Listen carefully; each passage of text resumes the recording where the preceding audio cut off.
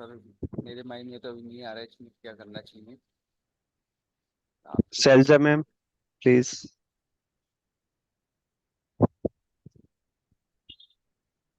Selja ma'am.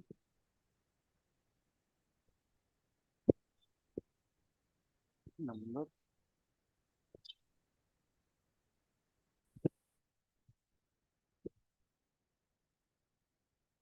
Selja ji ma'am uncle. अगर सुन रहे। नमस्कार मैम। जी सर नमस्कार। मैम एक क्वेरी थी, उसका थोड़ा सा आपसे आंसर चाहिए था। जी। एक व्यापारी है, टेंट का व्यापारी है, यूपी में रजिस्टर्ड है। उत्तराखंड में उसे एक डेस्टिनेशन वेडिंग पे अपना सामान लेके जाना है, और उत्तराखंड में वो रजिस्टर्ड नहीं है। तो अपने माल को ले जाने के लिए उसे किस तरीके से अपनी बिलिंग करनी होगी, कैसे माल वापसी लेके आएगा?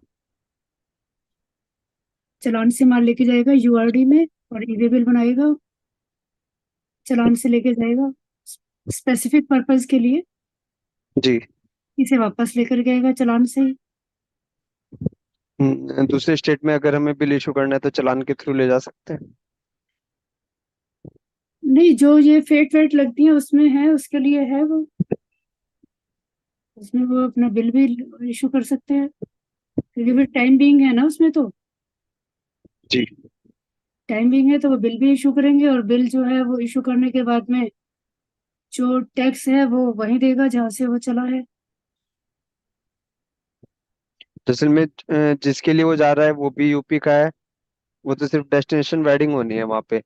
एक अलग से प्लेस है, वहां पे माल जाएगा बस, और वहीं से फिर वापसी आना है।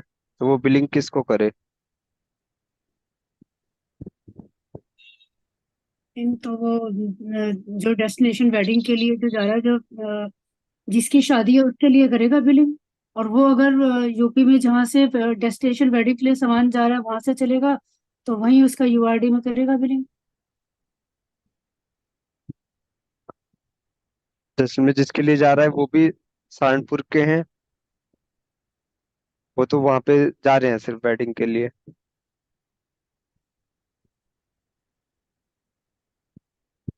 डेस्टिनेशन वेडिंग के लिए तो फिर वो वहीं पर ही करेगा।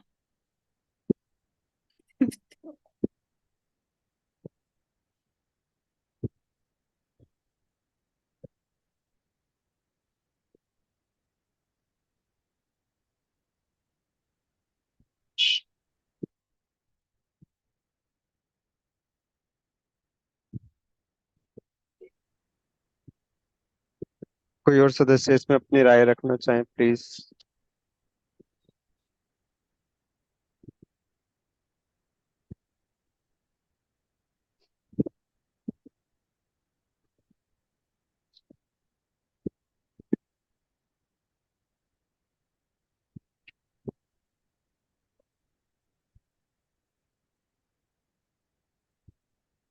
ठीक है सर, इस क्वेरी को फिर बाद में रखते हैं। अभी 54th जीएसटी काउंसिल की जो मीटिंग हुई थी उसको थोड़ा सा शेयर करते हैं।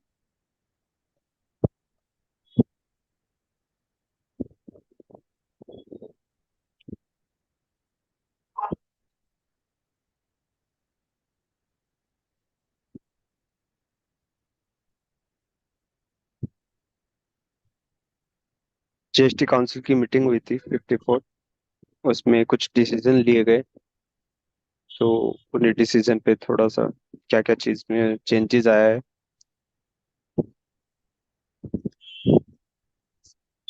टैक्स रेट कुछ चीजों में चेंज हुए हैं।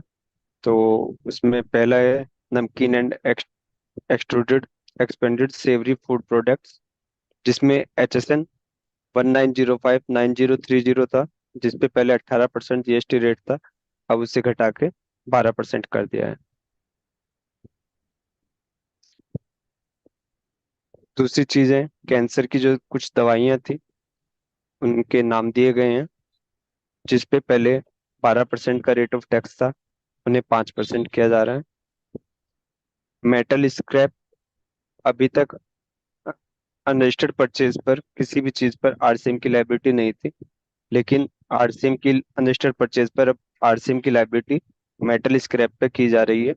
अगर हम किसी भी रजिस्टर्ड डीलर से अगर परचेज करते हैं तो हमें 2% टीडीएस काटना होगा, और अगर हम अनरजिस्टर्ड से परचेज करते हैं तो हमें उस पर आरसीएम पे करना होगा।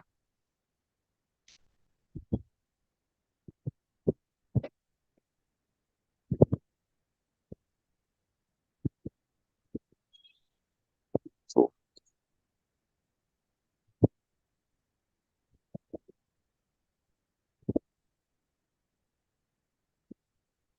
कार एंड मोटरसाइकिल सीट्स, इस पर जो ये 9401 HSN कोड में कवर थी, इस पर 18% था। अब इसको बढ़ा के 28% किया जा रहा है। सर्विसेज में लाइफ एंड हेल्थ इंश्योरेंस पर जो जीएसटी की लाइबिलिटी तय करनी है, उसके लिए पहले एक मीटिंग रखी जाएगी, ग्रुप ऑफ मिनिस्टर तय किया गया है, और उसके बाद उस पर डिसीजन लिया जाएगा कि उस पर रेट ऑफ टैक्स क्या रहेगा। Transport of passengers by helicopters, इस पे क्लैरिफिकेशन इशू किया गया है, जिसपे 18% जीएसटी रेट।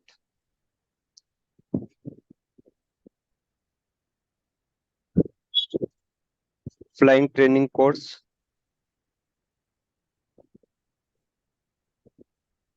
इस पे एग्जेम्प्ट का क्लैरिफिकेशन दिया गया है कि ये जीएसटी से एग्जेम्प्ट रहेगा। Supply of research and development services, जितने भी रिसर्च एंड डेवलपमेंट के सर्विसेज हैं, तो उसको भी एग्जेम्प्ट के दायरे में रखा गया है, जिससे इनको बढ़ावा मिले। एक क्लेरिफिकेशन इशू किया गया है प्रिफरेंशियल लोकेशन चार्जेस। जैसे कोई भी बिल्डर्स होता है, तो वो कोई बिल्डिंग बनाता है, उसमें ground floor, first floor, second floor, third floor, तो उसमें अगर फ्लोर नीचे के रहते हैं, फर्स्ट फ्लोर या सेकंड फ्लोर, तो उसके लोकेशन चार्जेस अलग होते हैं। तो उन लोकेशन चार्जेस को कंपोजिट सप्लाई मानते हुए उस पर जो कंस्ट्रक्शन सर्विस का टैक्स रेट है वही लगाया जाएगा। एफिलिएशन सर्विसेज, जो सीबीएसई बोर्ड है या कोई भी बोर्ड है, किसी भी इंस्टीट्यूट को एफिलिएशन इशू करता है, यूनिवर्सिटीज होती हैं, उनको अपना एफिलिएशन इशू करता है, तो उसको भी टैक्स के दायरे में रखा गया है, जिस पर 18% जीएसटी रहेगा। Import of service by branch office, अगर ब्रांच ऑफिस ने कोई सर्विस इंपोर्ट की है, इंडिया के बाहर कोई आपकी ब्रांच है और वहां से हम कोई सर्विस इंपोर्ट कर रहे हैं, तो उस पर भी exempt. Renting of commercial property, अभी तक जो आरसीएम की लाइबिलिटी थी वो कॉमर्शियल प्रॉपर्टी पर, रेंट पर नहीं थी, तो इस पर भी इसे लागू कर दिया गया है। अगर हम कोई भी कॉमर्शियल प्रॉपर्टी रेंट पे लेते हैं, तो उसका रेंट पे करते हुए हमें आरसीएम पे करना हो। एक क्लेरिफिकेशन और इशू किया गया है जीटीए सर्विसेज पर। अभी तक क्या होता था, अगर हमने अपने ट्रेडिंग अकाउंट में कोई भी अपना खर्चा दिखाया गया, चाहे वो लोडिंग अनलोडिंग है, चाहे वो भाड़े का है या कुछ भी है, तो उस पर जीएसटी की लाइबिलिटी आरसीएम की मांग ली जाती थी।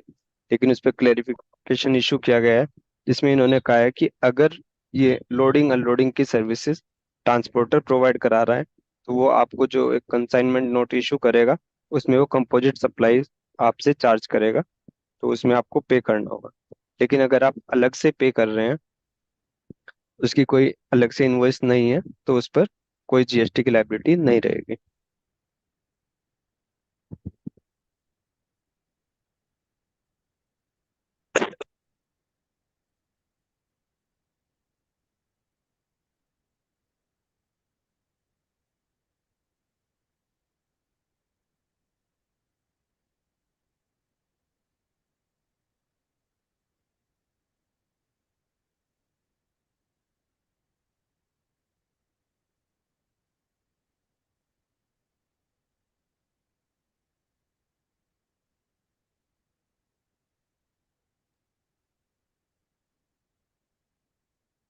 आवाज कहाँ गई?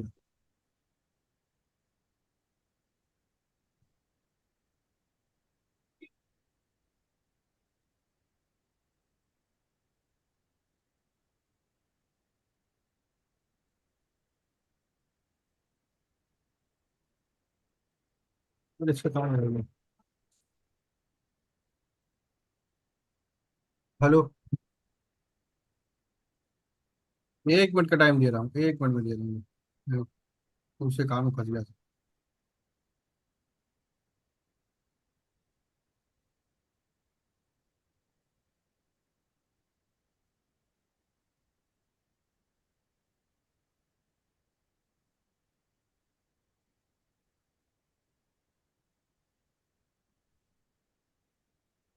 आवाज आ रही है?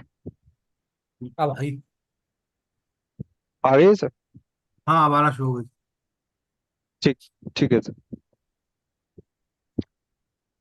अभी तक जो सेक्शन अमेंड किया गया था 128A, जिसमें हमें 17, 18, 18, 19, 19, 20 इन सालों के लिए इंटरेस्ट और पेनल्टी का वेवर मिलना था। उसके लिए प्रोसीजर को फॉलो कराने के लिए रूल्स में अमेंड किया जाएगा। 164 रूल अमेंड किया गया है, जिसमें उसका पूरा प्रोसीजर दिया जाएगा कि किस तरीके से हमें 128A को एप्लीकेबल कराना है, क्या क्या उसके फॉर्म्स रहेंगे, किस फॉर्म के थ्रू उसको वेव कराया जाए।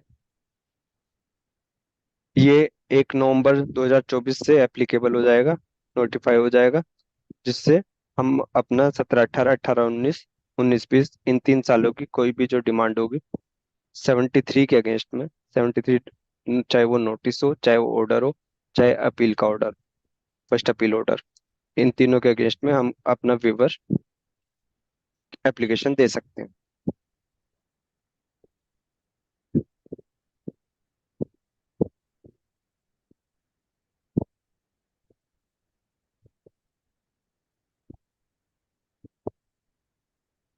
एक और नई चीज लागू होने जा रही है। अभी तक सिर्फ B2B डीलर्स के लिए ई इनवॉइस होता था। अब B2C डीलर्स के लिए भी ई इनवॉइस एप्लीकेबल होने जा रहा है, जिसमें अगर हम अनरजिस्टर्ड डीलर को भी बिलिंग करते थे तो उसको भी ई इलेक्ट्रॉनिक इनवॉइस ही इशू करना होगा।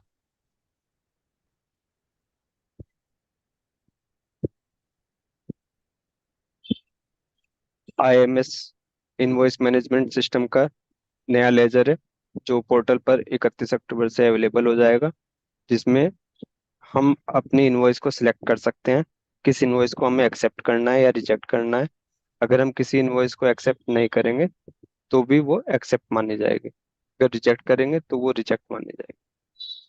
जो भी इनवॉइस पेंडिंग रहेगी वो हमारी एक्सेप्ट होगी।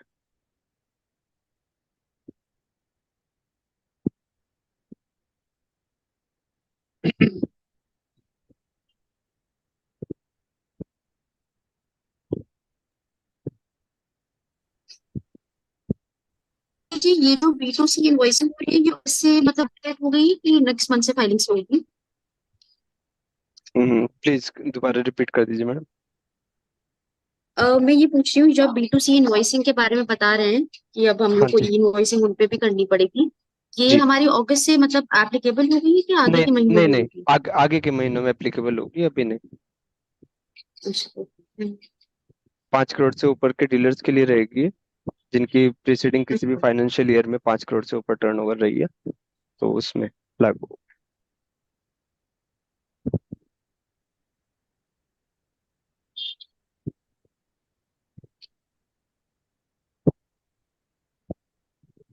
कि जी उसमें कोई शायद मेरे को याद आ रहा है, जो इनवाइस की वैल्यू उसका भी कुछ है ना नोटिफिकेशन में, कितनी इनवाइस के ऊपर उसको इनवाइस बनाना है, 2 लाख अब अभी उसका नोटिफिकेशन आएगा, नहीं वो चीज अलग थी। वो तो जी B2C का था कि 1 अगस्त से जो एप्लीकेबल हो चुका है, कि हमें जी उसे B2C लार्ज में शो करना था। दो जी लाख से घट के वो 1 लाख की वैल्यू हो गई थी। जी लेकिन ये B2C सभी के लिए होगी, वो तो फिर जो भी इनवॉइस क्रिएट करेंगे, अगर जी जो अभी तक B2C इनवॉइस B2B के लिए कर रहे, ई इनवॉइस अभी तक B2B के लिए कर रहे थे, वो B2C के लिए भी करेंगे, ताकि उनकी सारी इनवॉइस उससे बाउंड हो जाए, ई इनवॉइसिंग से। जी।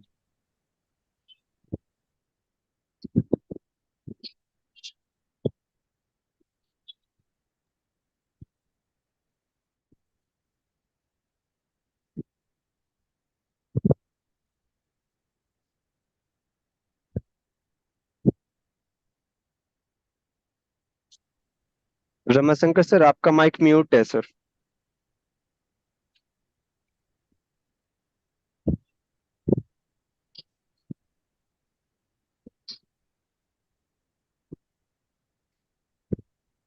अंकित जी, मेटल स्क्रैप पे जो ये 2% टीडीएस का और अनरजिस्टर्ड से परचेज का जो आया है, तो ये अभी जी, तो एप्लीकेबल नहीं होगा, नोटिफिकेशन आना चाहिए इसके लिए।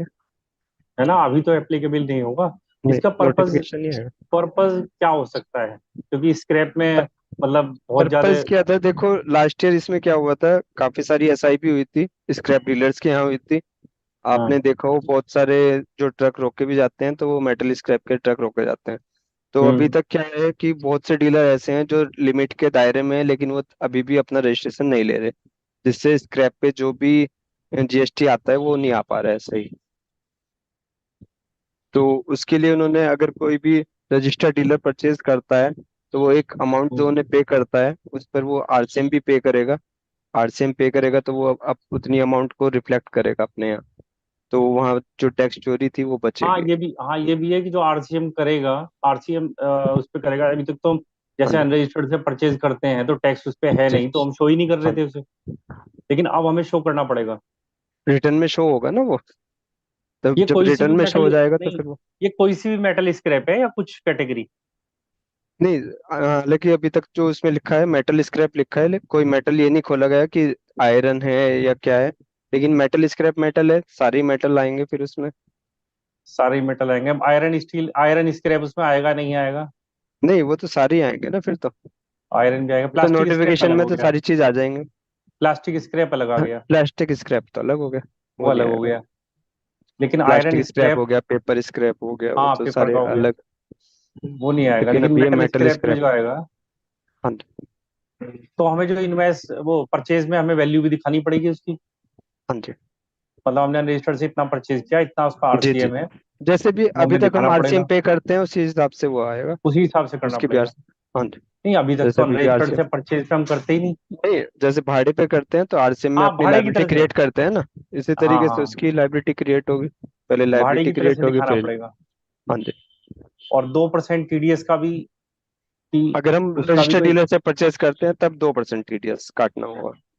अब वो भी ये देखना पड़ेगा किस कैटेगरी का, सबका ही, मतलब सबके लिए ही है, सबको ही काटना पड़ेगा।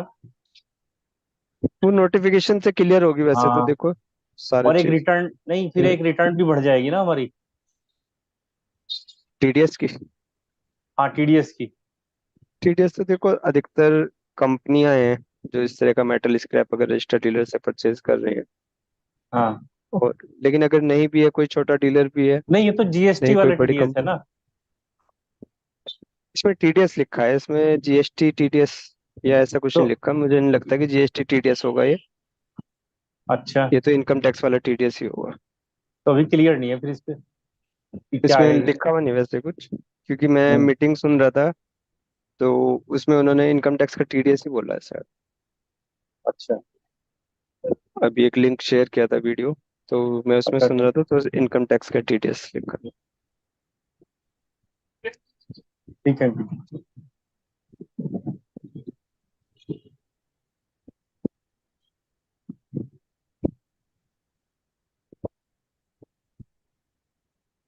और सर किसी की कोई क्वेरी?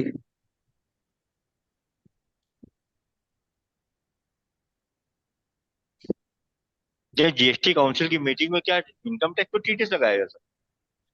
सर जो मेटल स्क्रैप वाला 2% टीडीएस है ना, रजिस्टर्ड डीलर से नहीं अगर हम परचेज करते हैं तो उस पे। नहीं, वो तो सही है, लेकिन मैं कह रहा जीएसटी काउंसिल की मीटिंग में इनकम टैक्स का मैटर डिसाइड हुआ है, ये मैं कह रहा सर वो टीडीएस की एप्लीकेबिलिटी हो जाती है, जैसे उसमें देखो आप, रूल 86 बी है जहाँ पे 1% आपको कैश लेजर से एडजस्ट करना होता है। तो वहाँ पे भी हूँ। उन्होंने एक एग्जेम्पशन दी हुई है कि अगर आपने इनकम टैक्स 1 लाख रुपए एडवांस टैक्स जमा किया हुआ है तो आप पे एप्लीकेबल नहीं होगा।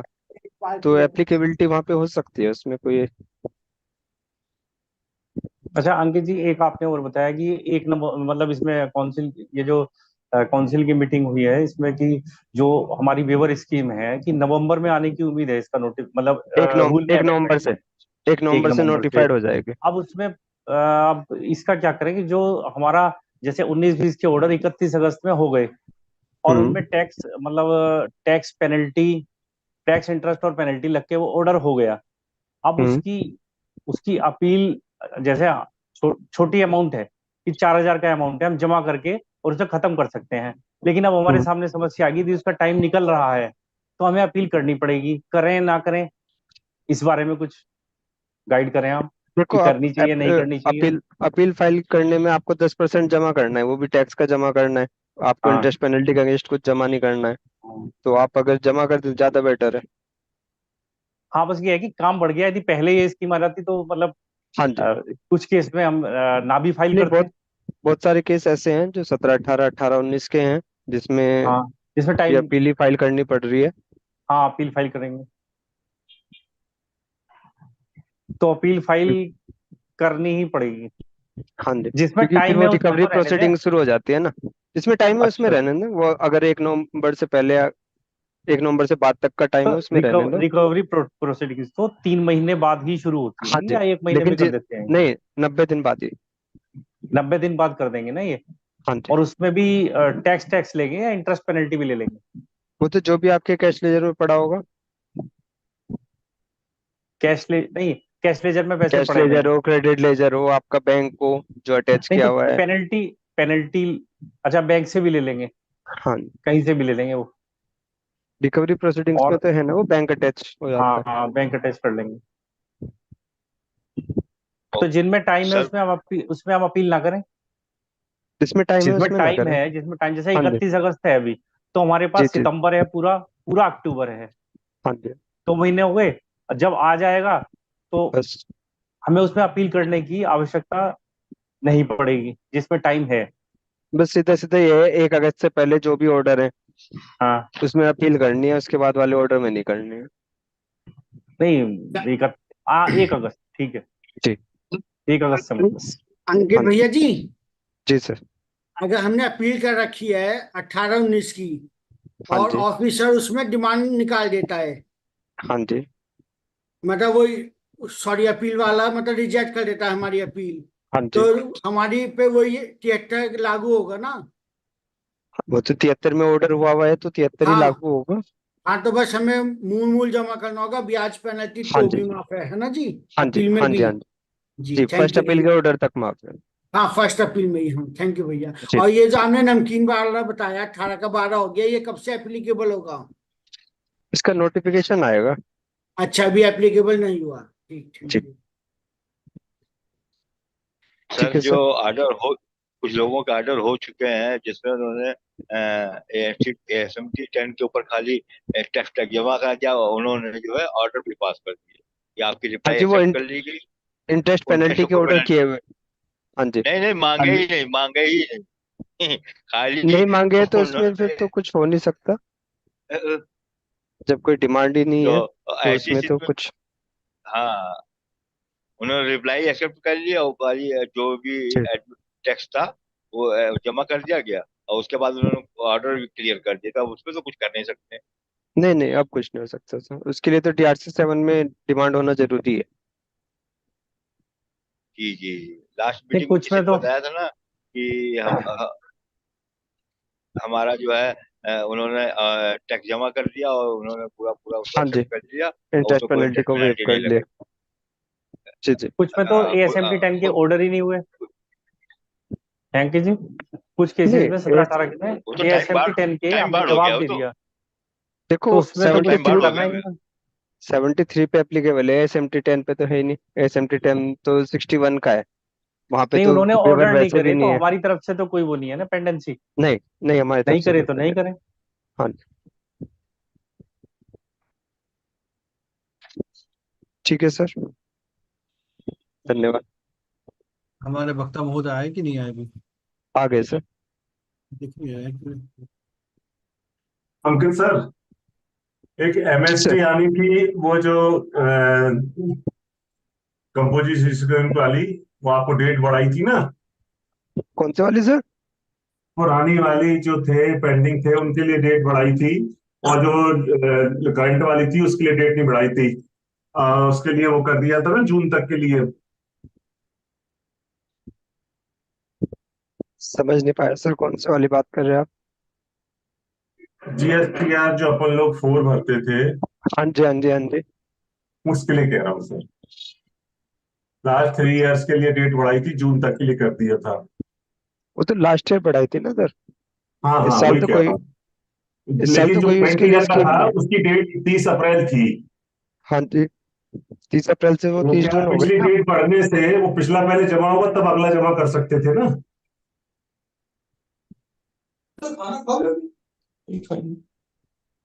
अंकित जी मैं क्या स्टार्ट करें, सर आ गए। जी सर जी। Thank you very much Ankit sir, thank you very much. Sir मेरी सभी नमस्कार। से सर नमस्कार सर, मेरी रिक्वेस्ट सभी से है, कृपया अपने माइक्रोफोन म्यूट कर लीजिए। आप लोग हमारे मुख्य वक्ता सर पधार चुके हैं। Sir welcome sir, Manoj sir welcome sir. Thank you very much sir, आपने आशीर्वाद दिया आज देने के लिए, सर आपने आज समय निकाला हमारे लिए। Thank you sir, thank you. मैं आज हमारे सर मनोज सर आए हैं, 2-3 साल, 2 साल बाद शायद आए हैं। थोड़ा लकी है हम लोग, सर आपने सर ने टाइम दिया। और मैं रिक्वेस्ट करूंगा छतरपुर मध्य प्रदेश से श्री शैलेश विश्वकर्मा जी से कि पहले मनोज सर का परिचय थोड़ा सा दे दें, जो काफी लोग नहीं जानते हैं सर के बारे में, कि आज मैंने सरस्वती कितने मतलब विद्वान सरस्वती पुत्र को मैंने आज रिक्वेस्ट की है आज आशीर्वाद के लिए। बिल्कुल शैलेश सही कह भाई। रहे हैं सर, बिल्कुल सही कह रहे हैं आप महोदय। और जब इनका परिचय पत्र मेरे पास आया तो मैं सोच रहा था कि इनको पहले कहाँ देखा है, कहाँ देखा है। फिर आपने मुझे बताया कि 2 साल पहले हम लोग यहीं उपकास की मीटिंग पे ही मिले थे। तो आदरणीय मनोज जी, आपका बहुत बहुत स्वागत है। मैं शैलेश विश्वकर्मा छतरपुर मध्य प्रदेश से आपका परिचय देने का परम सौभाग्य प्राप्त कर रहा हूँ। आप एक सुविज्ञ और बहुत अच्छे चार्टर्ड अकाउंटेंट हैं। आप 1996 से चार्टर्ड अकाउंटेंट हैं और पिछले लगातार कई वर्षों से प्रैक्टिस कर रहे हैं। वर्तमान में आप टैक्स बार एसोसिएशन जोधपुर के सचिव हैं। आप आईसीएआई के CIRC के प्रत्यक्ष कर समिति के सदस्य रह चुके हैं। आपको पढ़ने का और लिखने का बहुत शौक है। आपके पास प्रत्यक्ष कर और जीएसटी के मुद्दों के कई आपने लेख लिखे हैं जो अनेक पत्रिकाओं में प्रकाशित हुए हैं। आपका व्हाट्सएप ग्रुपों पर जीएसटी और आयकर संबंधित मामलों पर वो लेख लिखते रहते हैं और जिन्हें काफी पसंद भी किया जाता है और काफी सराहना भी की जाती है। आप 1996 से वित्त विधेयकों का विश्लेषण कर रहे हैं। वित्त संशोधन 2019 से हाल में ही लागू कानून कानून संशोधन अधिनियम 2020 तक आपने प्रत्येक विधेयक पर विश्लेषण और टिप्पणी की है। आप विभिन्न मंचों पर एक सक्रिय वक्ता हैं और अक्सर आयकर मुद्दों पर व्याख्यान देते हैं। और पिछले लगातार 3 जीएसटी जो वक्ता थे, उसके बाद आज चौथे जो हमारे बीच में उपलब्ध हुए हैं वो इनकम टैक्स के ऊपर बोल रहे हैं। जो फाइनेंस टैक्स में अमेंडमेंट हुए हैं वो उस पर वो आज आप हम सबको जानकारी देंगे और आपके जो भी प्रश्न होंगे उनका जवाब भी वो देंगे। अब आदरणीय मनोज सर जी से निवेदन करूंगा कि वो अपना उद्बोधन शुरू करें। धन्यवाद सर, हर्ष शर्मा जी का और बाकी सभी पदाधिकारियों का उपकाश के, जिन्होंने मुझे आज ये अपॉर्चुनिटी दी कि मैं अपनी कुछ बातें आपसे शेयर कर सकूं। सर स्क्रीन शेयर हो रही है ना? स्क्रीन दिख रहा है ना? ये जी सर। अमेंडमेंट्स टू टैक्स है। जी सर दिख रहा है सर। और आज हर्ष शर्मा जी ने काफी समय बाद कल याद किया। मैंने कहा बोलो आप किस टॉपिक पे बोलना है, तो इन्होंने कहा ये वाला ले लीजिए। तो मैं ठीक है। तो आज एक अच्छी अपॉर्चुनिटी यूपी की तरफ और आपकी इस तरफ मिलने की हुई है। हालांकि एमपी से भी हमारे मित्र हैं, छतरपुर से हैं। तो एक बढ़िया अपॉर्चुनिटी है। तो आज का शुरू करते हैं। अच्छा, टैक्स बार का सेक्रेटरी जो है, मैं अभी पिछले इलेक्शन में मैं लड़ा नहीं था तो मैं आगे नहीं रहा हूँ, क्योंकि वो मेरी कुछ प्रॉब्लम थी तो सर मैं प्रेसिडेंट के लिए नहीं लड़ा। सर अब की बार आपके जोधपुर का आशीर्वाद मिला है जी, खास तौर से। है। आपके आशीर्वाद मिला है जोधपुर का खास तौर से जी। जैसे आपने याद किया हमने तो तुरंत यस कर दिया सर। नहीं सर, याद करने के अलावा तो मुझे कुछ और भी मिला है जी। अच्छा अच्छा। आपकी बार आपके यहाँ से जी। हाँ। देखिए दिखाऊं सर मैं आपको। आ गया नहीं आ रहा। अच्छा दिखाई नहीं दे रहा मेरे ख्याल से। मैं बाद में आपको दिखाऊंगा सर आपको। ठीक है सर, ठीक। ये है ना मरुधरा टेक्स बार हाँ एसोसिएशन ऑफ वेस्टर्न राजस्थान। हाँ जी हाँ। इन्होंने सर मेरे को भी 13 जुलाई को मुझे सम्मानित किया लखनऊ आके, PM चोपड़ा साहब ने। अच्छा अच्छा, चोपड़ा साहब हमारे जी साहब काफी उन्होंने। एक्टिव रहते हैं। हाँ, मुझे शील्ड दी सब, उन्होंने स्कार्फ दिया, हम्म बड़ा बढ़िया लगा सब, मतलब स्पेशली जोधपुर से आए सब वो। हम्म वहाँ सेमिनार की थी, फिजिकल सेमिनार लखनऊ में हम लोगों ने। हम्म बिमल जैन साहब आए थे, तो बिमल जैन साहब से भी मेरी मुलाकात की उन्होंने, उनको रिक्वेस्ट भी की जोधपुर के लिए। हम्म मतलब बहुत अच्छा रहा था वो दिन। मतलब बहुत खुशी हुई देख के, अनएक्सपेक्टेड एक आदमी की visit hmm all the way from Jodhpur to Lucknow, आने हम्म केवल कि सब सुनना है, वेबिनार सही है, अच्छा है। वेबिनार अटेंड करने के लिए आए वहां से, जोधपुर से लखनऊ। अच्छा, और सबको इनवाइट करे गए, पूरी यूपी को इनवाइट करे गए जोधपुर के लिए। बढ़िया है। दिखाता शील्ड रखे, मैंने हो नहीं पाएगा, मैंने दिखाता, मैं आपको सब पर्सनल दिखाऊंगा जी आपको। ठीक है ये सर, सामने सामने रखिए शील्ड जो उन्होंने दी है सभी को। ठीक है सर। आज का टॉपिक शुरू करते हैं सर। जी सर। आज के टॉपिक में हम कवर करेंगे amendments to income tax act, direct tax Vivad se विश्वास स्कीम जो वापस रीलॉन्च हुई है, बेनामी लॉ के अमेंडमेंट्स। कोई दूसरे का वो ऑन है, जरा बंद कर दें, अपना म्यूट कर दें। बेनामी लॉ के अमेंडमेंट्स, ब्लैक मनी लॉ के अमेंडमेंट्स, सिक्योरिटीज ट्रांजैक्शन टैक्स के अमेंडमेंट्स और इक्वलाइजेशन लेवी। तो पहले हम लेते हैं इनकम टैक्स के अमेंडमेंट्स। उसमें सबसे पहले हम लेंगे कैपिटल गेन्स के अमेंडमेंट। कैपिटल एसेट या तो लॉन्ग टर्म हो सकती है या शॉर्ट टर्म हो सकती है, सबको पता है। अभी 3 पीरियड चल रहे हैं, 12, 24, 36।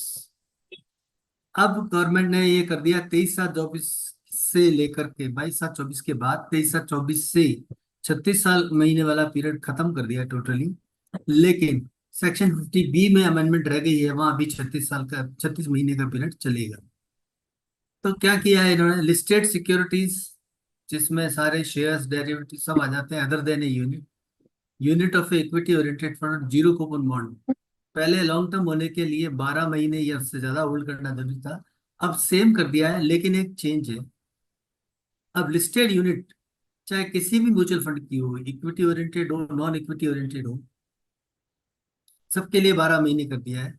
आज अखबार में खबर थी कि इसके बाद से रियल एस्टेट इन्वेस्टमेंट ट्रस्ट और इन्वेस्टमेंट इन ट्रस्ट के अंदर, इनवाइट और रीट के अंदर इन्वेस्टमेंट बढ़ गया है, क्योंकि वहाँ 12 महीने के ऊपर ही लॉन्ग टर्म कैपिटल गेन हो जाएगा और टैक्स भी सिर्फ 12.5% लगेगा। तो जो रीट्स और इनवाइट्स जो फंड हैं, जो बड़े बड़े फंड हैं, जो बड़े लोगों के काम के हैं, जहाँ बड़ा अमाउंट लगाया जाता है। आप में से कुछ लोगों ने देखा होगा कि कुछ क्लाइंट आपके वो एक स्टेटमेंट लेके आते हैं, मोतीलाल ओसवाल का है, अलग अलग ब्रोकरेज फर्म का। उसमें वो बताते हैं कि इतनी इनकम जो है कैपिटल गेन से आई है, इतनी इनकम इंटरेस्ट से आई है, इतनी इनकम डिविडेंड से आई है। वो सारे इनवाइट के स्टेटमेंट होते हैं, इसको पास थ्रू इनकम कहते हैं। और बड़े अमाउंट इन्वेस्ट करने पर वो इनकम आती है। उन सब के अब 12 महीने हो गए, तो बहुत उनका आनंद हो गया है। अनलिस्टेड शेयर्स, लैंड और बिल्डिंग और बोथ के लिए पहले 24 महीने था, अब भी वही है। गोल्ड और अदर एसेट के लिए पहले 36 महीने था, अब 24 महीने हो गया है। लेकिन अगर कोई स्लम सेल हो रहा है किसी कैपिटल एसेट का, अंडरटेकिंग ओन्ड बाय और हेल्ड बाय एसएससी का, तो 36 महीने था पहले, अभी भी 36 महीने ही है।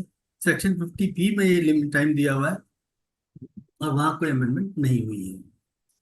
बायबैक टैक्स, अभी तक ये रूल था कि कोई डोमेस्टिक कंपनी अगर अपने शेयर्स का बायबैक करती है, तो कंपनी जो उसमें इनकम डिस्ट्रीब्यूट होती है उस पर टैक्स देती थी और शेयर होल्डर के हाथ में पूरी इनकम एग्जेम्प्ट हो जाती थी। 1/10/2024 से ये प्रोवाइड कर दिया गया है कि जो पेमेंट आएगी, ग्रॉस पेमेंट, मान लीजिए 100 शेयर बायबैक के 100 रुपए, तो 10,000 रुपये वो तो डीम्ड एज डिविडेंड हो जाएगा सेक्शन 222 में। उसके अगेंस्ट कोई खर्चा नहीं मिलेगा, उसके लिए सेक्शन 57 में अमेंडमेंट कर दिया। तो उस शेयर्स का जो कॉस्ट है एक्विजिशन का, वो नहीं मिलेगा आपको और कोई दूसरा खर्चा भी नहीं मिलेगा। तो पूरा का पूरा 10,000 रुपये आपका डीम्ड डिविडेंड में टैक्स हो जाएगा। अब आप कहेंगे कि शेयर्स की जो कॉस्ट है उसका क्या होगा, तो शेयर्स की जो कॉस्ट है तो वो हो जाएगी आपके कैपिटल लॉस, क्योंकि शेयर्स की जो सेल वैल्यू वो जीरो मानते हुए और मान लीजिए आपने शेयर 5,000 में खरीदे थे, तो 5,000 का हो जाएगा कैपिटल लॉस। शॉर्ट टर्म और long term depending upon the period of holding हो जाएगा।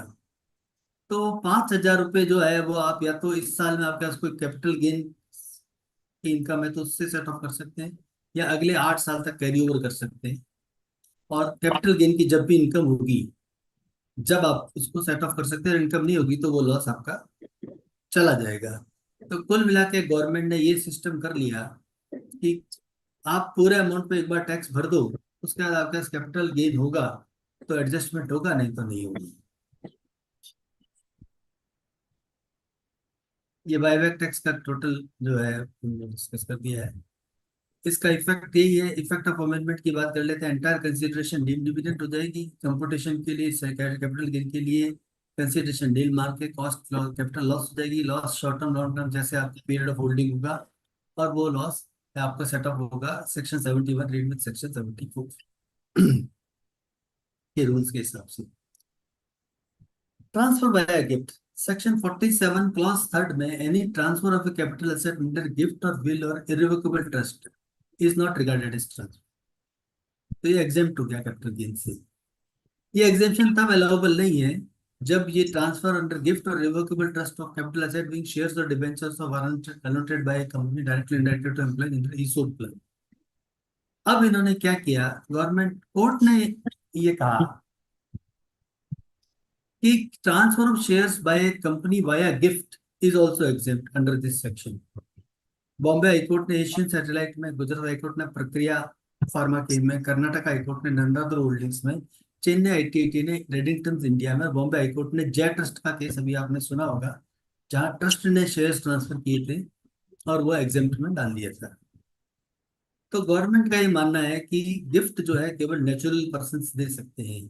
इसके लिए उन्होंने सेक्शन 47 थर्ड को सब्सटीट्यूट कर दिया असेसमेंट ईयर 25-26 से एंड करंट फाइनेंशियल ईयर से, कि any transfer of a capital asset by an individual और एचयूएफ अंडर ए गिफ्ट और विल और irrevocable shall not be regarded as transfer. तो gift by company, gift by trust जो है वो इस स्कोप से बाहर कर दिया है। लेकिन क्या गिफ्ट बाय अदर एंटिटीज अभी भी पॉसिबल है? बिल्कुल पॉसिबल है। दो सेक्शन हम यहाँ डिस्कस करते हैं, 50C और 50D। 50CA कहता है जब कंसिडरेशन रिसीव्ड और accruing as a result of transfer of a capital asset being share of a company other than a quoted share is less than fair market value, तो 50CA लगता है। लेकिन gift के case में कोई consideration received और accruing होनी नहीं है, ना रिसीव्ड है, ना एक्रू होने वाली है, ना होने वाली है, तो 50CA नहीं लगेगा। 50D इसलिए नहीं लगेगा कि वो भी कंसिडरेशन रिसीव्ड और accruing as a result of transfer of a capital asset by NSS is not ascertainable. Consideration ascertainable ही नहीं है, तो गिफ्ट में कोई कंसिडरेशन होती नहीं है तो असर्टेन कैसे होगी, तो यहाँ वो भी नहीं लगेगा। तो अभी भी ये प्लानिंग की जा सकती है। अब बीसी श्रीनिवास शेट्टी का यूज किया जा सकता है कि जब किसी जो पुराने जो केसेस है जिनको सुप्रीम कोर्ट ने कहा था कि कंप्यूटेशन अगर मैकेनिज्म भी नहीं है तो टैक्सेशन नहीं होगा, तो अभी भी ये किया जा सकता है। लेकिन हाँ, थोड़ा सा इसमें युद्ध हो सकता है, लिटिगेशन हो सकता है। सेक्शन 50AA लास्ट ईयर लाए थे, उसमें स्पेसिफाइड म्यूचुअल फंड और डिबेंचर्स, स्पेशल डिबेंचर्स जो थे, स्पेसिफाइड म्यूचुअल फंड जो 2023 के बाद एक्वायर किया हो, और अनलिस्टेड डिबेंचर्स तो कभी भी, वो स्पेशल डिबेंचर्स जो है वो मार्केट लिंक डिबेंचर्स कभी भी लिए हो, जब भी वो ट्रांसफर होंगे तो कैपिटल गेन हमेशा शॉर्ट टर्म होगा, चाहे पीरियड ऑफ होल्डिंग कुछ भी हो। उसका स्कोप बढ़ा के 23 जुलाई से अनलिस्टेड बॉन्ड, अनलिस्टेड डिबेंचर्स, यहाँ भी कोई ग्रैंडफादरिंग नहीं किया है, विच इज ट्रांसफर्ड और रिडीम्ड और मैच्योर्स ऑन और after 23rd day of July, ये STCG हो जाएगा।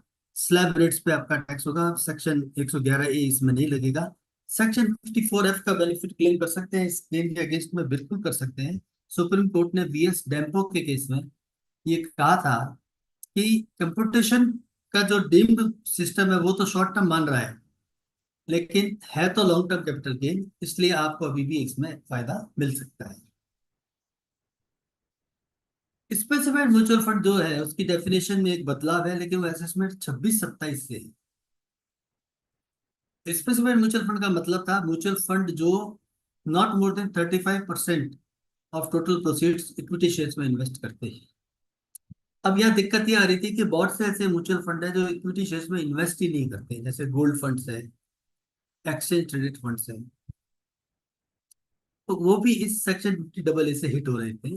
तो उनको बचाने के लिए लेकिन एसएस मीडिया 2026-27 से इस डेफिनेशन को बदल लिया गया है कि ऐसा म्यूचुअल फंड जो मोर देन 65% डेब्ट और मनी मार्केट में करता हो वो स्पेसिफाइड म्यूचुअल फंड है, या 65% और मोर फंड ऑफ फंड इस तरह के फंड्स में करता हो इन्वेस्टमेंट। अब ये देखिए अमेंडमेंट का ईयर देखिए 2026-27 असेसमेंट ईयर, तो क्या फाइनेंस एक्ट 25 नहीं आएगा क्या? उसी वक्त कर लेते। पता नहीं क्या गवर्नमेंट की थिंकिंग चल रही है आजकल। तो अर्लियर जो है 35% और लेस देन 35% वाले भी इसमें फंस रहे थे, जैसे गोल्ड फंड्स मैंने बताया, गोल्ड एमएफ्स, अब जो है इनको बाहर कर दिया गया है। तो अब म्यूचुअल फंड का जो टैक्स स्ट्रक्चर है 23 जुलाई 2024 से क्या हो गया है, इक्विटी ओरिएंटेड फंड 12 महीने से ज्यादा अगर हाइल्ड करते हैं तो लॉन्ग टर्म हो जाएगा, नहीं तो शॉर्ट टर्म रहेगा। शॉर्ट टर्म होगा तो 111 ए के हिसाब से टैक्स होगा, लॉन्ग टर्म होगा तो 112 ए के हिसाब से टैक्स होगा। Listed funds other than equity oriented funds अब 12 महीने हो गया, जैसे अपन ने मैंने बताया था शुरू में ही, पहले इसके पीरियड 36 महीने था, 12 महीने हो गया। अब डेप्ट फंड है तो 58AA के हिसाब से, अदरवाइज 112 और स्लैब रेट पर। डेप्ट fund, unlisted fund, gold ETF, gold funds 24 महीने और 50AA के हिसाब से जो अनलिस्टेड है। अनलिस्टेड फंड इक्विटी इन्वेस्टमेंट 35 से 35% है तो वही 24 महीने, और डेप्ट fund, fund of fund from एसेस मीडिया 2026-27 24 महीने और 50AA। Rates of capital gain, ये एक नेक्स्ट अमेंडमेंट है। रेट्स ऑफ कैपिटल गेन में 111A में जो capital gain, short term capital gain 15% था, उसको बढ़ा के 20 कर दिया है 23 जुलाई 2024 से। और 112 में जो कैपिटल गेन है उसकी रेट को घटा के 20 से 12.5 कर दिया है, लेकिन इंडेक्सेशन को हटा दिया है। इंडिविजुअल HUF के केस में, रेजिडेंट के केस में कुछ दिया है, वो अभी हम डिस्कस करेंगे। तो ये सारा आपका जो है गोल्ड पे तो सीधा ही 12.5% हो गया है। इमूवेबल प्रॉपर्टी पे 12.5% है, लेकिन वहां भी कुछ बेनिफिट दिया है। इस चेंज से आपका 1/4/2001 की जो सब्सटीट्यूशन आप कर सकते हैं फेयर मार्केट वैल्यू की, वो अफेक्ट नहीं होगी। इमूवेबल प्रॉपर्टी के केस में वो स्टाम्प वैल्यू से ज्यादा नहीं हो सकती है, ये हम सबको पता है। 112A में जो 10% था शेयर्स और listed mutual equity oriented fund वाला, उसको बढ़ा के 10 से बढ़ा के 12.5 कर दिया। और यहाँ जो एग्जेम्पशन की लिमिट थी 1 लाख तक टैक्स नहीं लगता, उसको 1.25 लाख कर दिया गया। लैंड और बिल्डिंग और बोथ के केस में 23 जुलाई 2024 से पहले अगर किसी रेजिडेंट रीजनल HUF ने खरीदी है, एक्वायर करी है, तो टैक्स पेबल जो है वो lower of 12.5% without indexation, 20% with indexation. इसका मतलब ये हुआ कि इंडेक्सेशन का बेनिफिट आपको रिस्टोर नहीं किया गया है, सिर्फ टैक्स कंप्यूटेशन के समय आपको इंडेक्सेशन और नॉन इंडेक्सेशन से टैक्स निकालना, जो लोअर है वो पे करना है। इसका मतलब ये होगा कि आपका जो कंप्यूटेशन है वो तो नए मैकेनिज्म से होगा, लेकिन टैक्स निकालने के लिए पुराना और नया दोनों मैकेनिज्म लगेगा। तो पुराने इंडेक्सेशन की वजह से जो आपकी कैपिटल लॉस कंप्यूट होता था, अब वो कंप्यूट नहीं होगा, चाहे प्रॉपर्टी कभी भी एक्वायर करी हो। हाँ, अगर नए प्रोविजन से कैपिटल लॉस कंप्यूट होता है तो वो होगा। तो मान लीजिए एक प्रॉपर्टी आपने 23 जुलाई से पहले बेच दी और दूसरी प्रॉपर्टी 23 जुलाई के बाद बेची, और दोनों उससे पहले एक्वायर करी थी, तो पहली वाली प्रॉपर्टी का तो कैपिटल गेन ओल्ड लॉस से कंप्यूट होगा, इंडेक्सेशन वगैरह सब बेनिफिट मिलेगा। सेकंड वाली प्रॉपर्टी का कैपिटल गेन नए लॉस से कंप्यूट होगा, इंडेक्सेशन नहीं मिलेगा। लेकिन टैक्स कंप्यूट करते समय सेकंड वाली प्रॉपर्टी में आप इंडेक्सेशन से टैक्स निकालेंगे 20% की रेट पर, और नॉन इंडेक्सेशन से टैक्स निकालेंगे 12.5% की रेट पर, और जो लोअर होगा वो पे करेंगे। 54F का डिडक्शन कैसे क्लेम होगा? 54 में आपको कैपिटल गेन इन्वेस्ट करना पड़ता है, 54F में नेट कंसिडरेशन, लेकिन वो कैपिटल गेन से लिंक्ड ही होती है। तो यहाँ पर भी वही स्थिति बनेगी कि आपका जो है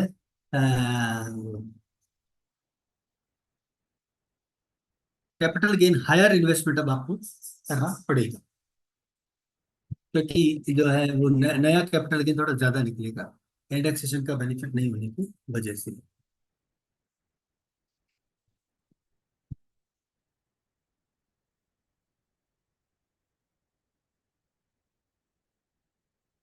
तो इसको पोजीशन को समराइज करते हैं। तो लैंड और बिल्डिंग और बोथ एक्वायर्ड प्रायर टू 23 जुलाई 2024 और ट्रांसफर भी उससे पहले हो गया, तो capital gain, cost of acquisition, cost of index improvement, दोनों का इंडेक्सेशन, और अगर प्रायर टू 1/4/2001 है तो फेयर मार्केट वैल्यू उसका भी इंडेक्सेशन लेकर के, और एग्जेम्पशन जो है 54 वाला क्लेम किए जा सकते थे, और टैक्स जो है 20% of sales match index cost. अगर लैंड और बिल्डिंग और बोथ जो है वो 23 जुलाई से पहले लिए ट्रांसफर उसके बाद हुए, तो कैपिटल गेन तो कंप्यूट होगा कॉस्ट और सेल वैल्यू और 1/4/2001 की वैल्यू विदाउट इंडेक्सेशन, और एग्जेम्पशन भी उसी हिसाब से कैलकुलेट होगा। लेकिन टैक्स के समय पे 12% जो है सेल्स माइनस कॉस्ट और 20% सेल्स माइनस इंडेक्स कॉस्ट, और exemption under section will be calculated on CG computed without indexation. अब इसमें एग्जेम्पशन कैसे कंप्यूट होगी? एग्जेम्पशन तो नए लॉ पे ही कंप्यूट होगी फाइनली तो, लेकिन जब पुराने लॉ पे आप टैक्स निकालने जाएंगे तो पुराने लॉ के हिसाब से ही एग्जेम्पशन आप 54 ईसी वाला पुराने लॉ के हिसाब से डालेंगे और 20% उसका टैक्स निकालेंगे, और नए लॉ के हिसाब से 54 ईसी 50 आपका एग्जेम्पशन डालेंगे, उसके हिसाब से 12.5% निकालेंगे, और दोनों का जो लोअर होगा वो आप पे करेंगे। 23 जुलाई 2024 के बाद कोई एक्विजिशन हुआ है तो कोई दिक्कत ही नहीं है, सीधा सेल्स माइनस कॉस्ट 12.5% आपको टैक्स देना है। Rights in land building leasehold rights development rights कई बार हो जाते हैं, उस केस में क्या होगा?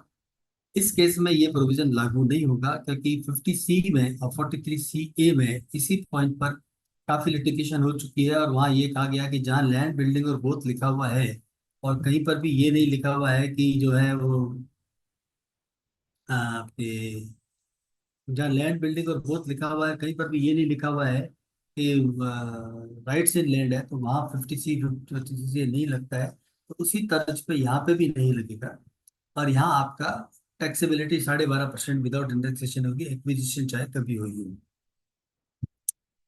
और ये जो बेनिफिट है वो सिर्फ रेजिडेंट इंडिविजुअल एचयूएफ के केस में, अदर एंटिटीज के केस में बेनिफिट नहीं है। नॉन रेजिडेंट के केस में नहीं है, तो प्रॉपर्टी अगर नॉन रेजिडेंट से खरीद रहे हैं, तो अगर ट्रांसफर 23 जुलाई 2024 से पहले होगी तो 20% प्लस एससी प्लस सेस, और ट्रांसफर 23 जुलाई या उसके बाद हुई तो 12.5% एससी प्लस सेस, और एलटीसीजी नहीं है तो शॉर्ट टर्म कैपिटल गेन हो जाएगा शॉर्ट टर्म में। कंसिक्वेंशियल amendments 115AB AC ACA ADE में कर दिए गए हैं, वहां भी सिमिलर रेट प्रोवाइड कर दिए गए। Cost of acquisition of unlisted shares, जो शेयर्स का 112A में कंप्यूटेशन मैकेनिज्म है, उसमें जो कॉस्ट डिटरमिन करने का फॉर्मूला है वो ये है, it shall be higher of actual cost और fair market value as on 31 January 2018 and full value of consideration उसका lower. Fair market value 31 January 2018, full value consideration उन दोनों में से जो लोअर है वो, और फिर एक्चुअल कॉस्ट इन दोनों में से जो हायर है वो आपकी ये जो है कॉस्ट बन जाती है। ये ग्रांड फादरिंग किया गया था जब आपका 112A में टैक्स लगाया गया था, एग्जेम्पशन 1038 का विड्रॉ किया गया था। इसके बाद ये हुआ कि कुछ केसेस में ये हुआ कि एक्विजिशन के समय मान लीजिए एसटीटी पेड नहीं हुआ किसी वजह से, उस वक्त लिस्टेड नहीं थे शेयर या वट एवर, तो गवर्नमेंट ने एक रिलैक्सेशन दिया था, एक नोटिफिकेशन इशू किया था कि किन केसेस में सेक्शन 112A का बेनिफिट लिया जा सकेगा, इवन इफ की जो है वो उस वक्त जब एक्विजिशन के समय एसटीटी पे नहीं हुआ था। तो इसका एक फायदा ये हो रहा था कि जो ऑफर फॉर सेल में जो शेयर्स होते हैं वो जब परचेज किए गए थे उस वक्त तो एसटीटी था नहीं उनके पास, और जब सेल करते हैं तो उसके बाद वो शेयर्स लिस्ट होते हैं, तो 55(2) का मैकेनिज्म वो अवॉइड कर रहे थे, और वो कह रहे थे कि हमारे ये लगता ही नहीं सेक्शन। इसके लिए अब उन्होंने ये प्रोवाइड कर दिया गया है कि अगर कोई शेयर्स लिस्टेड नहीं थे 31 जनवरी 2018 को, या प्रॉपर्टी उसके बाद बनी है, उस वजह से बनी है। और ये शेयर के ऑफर फॉर सेल में आप बेचने जाते हैं तो फेयर मार्केट वैल्यू का मतलब होगा which bears to the cost of acquisition in the same proportion as cost inflation index for financial year 2017-18 bears to the cost inflation index for the first year in which the asset was held by the SSE। और first for the year beginning HR 2001 whichever is later. या तो HR 2001 की value ले लो या जिस साल पहले ये ऐड किया, तो उस ये आपका रेट्रोस्पेक्टिव है, बहुत कम लोगों के काम आएगा लेकिन है। अब आप सेकंड पोर्ट पे जा रहे हैं, बिजनेस इनकम पर शीट। प्रॉपर्टी लेट आउट करने में इनकम जो है रेजिडेंशियल प्रॉपर्टी की, कुछ लोग उसको बिजनेस इनकम में डाल रहे थे। रायला कॉर्पोरेशन, चेन्नई प्रॉपर्टीज, इस तरह के सुप्रीम कोर्ट के डिसीजन थे कि जब मेरा काम ही प्रॉपर्टी में रेंटिंग है तो मैं बिजनेस में जा सकता हूँ। अब गवर्नमेंट ने स्पेसिफिकली प्रोवाइड कर दिया है असेसमेंट 25-26 यानी करंट फाइनेंशियल ईयर से कि अगर आपकी रेजिडेंशियल प्रॉपर्टी है तो इनकम जो है बिजनेस इनकम में ऐड नहीं कंप्यूट होके हाउस प्रॉपर्टी में ही कंप्यूट हो। बिजनेस एक्सपेंडिचर में कोई प्रोसीडिंग्स जो है कॉन्ट्रावेंशन ऑफ लॉ के लिए इनिशिएटिव उसके लिए कोई सम पेड किया है तो वो अलाउ नहीं होगा। 36(1)(VA) में है जो SSC जो के बिहाफ पे एम्प्लॉयर जो है वो पेंशन स्कीम में कंट्रीब्यूशन करता है, वो 10% ऑफ सैलरी तक डिडक्टिबल होता है। इसको लिमिट को बढ़ा के 14% कर दिया गया है। क्रूज कंपनीज का एक आजकल बहुत चल रहा है, लेकिन फॉरेन कंपनी के लिए क्रूज कंपनी, फॉरेन कंपनी जो 44 BBC में एक नया प्रोविजन डाला है कि कोई नॉन रेजिडेंट अगर ऑपरेशन ऑफ क्रूज शिप्स करता है तो 20% ऑफ द अमाउंट पेड और पेबल कैरीज ऑफ पैसेंजर्स और अमाउंट रिसीव्ड और डीम्ड टू बी रिसीव्ड 20%, दोनों का जो सम टोटल है वो आपका प्रेजेंटिव इनकम हो जाएगा। नेक्स्ट हम आते हैं न्यू टैक्स रेजिम, जो गवर्नमेंट का पूरा जोर है इसके ऊपर। गवर्नमेंट चाहती है न्यू टैक्स रेजिम भी रहे, ओल्ड टैक्स रेजिम चली जाए। नहीं जानी चाहिए।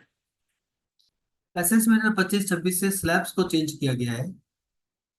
3 लाख तक नील कर दिया है, 3 से 7 तक 5% कर दिया। पहले 3 से 6 तक 5% था, 6 से 9 तक 10% था, अब 7 से 10 तक 10% हो गया। 10 से 12 तक 15% था, पहले 9 से 12 15% था, 12 से 15 20 और 15 से ऊपर 30, ये फिक्स है। इसका टोटल टैक्स इम्पैक्ट 10,000 रुपए की आपको एक तरह से टैक्स लायबिलिटी कम हो गई है, लेकिन मार्जिनल रिलीफ में कोई चेंज नहीं किया। अप टू 7 लाख की इनकम तक टैक्स लायबिलिटी और 25,000 वो आपका मार्जिनल रिलीफ है। अब वो 20,000 ही रह जाएगा क्योंकि 7 लाख पर इनकम ही टैक्स ही 20,000 बनेगा, तो उसको चेंज नहीं किया है। स्टैंडर्ड डिडक्शन जो न्यू टैक्स रेजिम में लेके उनके लिए 50,000 से बढ़ा के 75,000 कर दिया गया है। फैमिली पेंशन में भी जो न्यू टैक्स रेजिम में जाएगा उसके लिए 15,000 से बढ़ाकर 25,000 कर दिया गया है। 80CCT2 में एम्प्लॉयर जो कंट्रीब्यूट करता है 10% ऑफ सैलरी, वो डिडक्टिबल होती है, एक बार इनकम में इंक्लूड होती है फिर डिडक्ट हो जाती है। जो एम्प्लॉय NTR में चाहेंगे, न्यू टैक्स रेजिम में जाएंगे, उनके लिए लिमिट 14% कर दी गई है।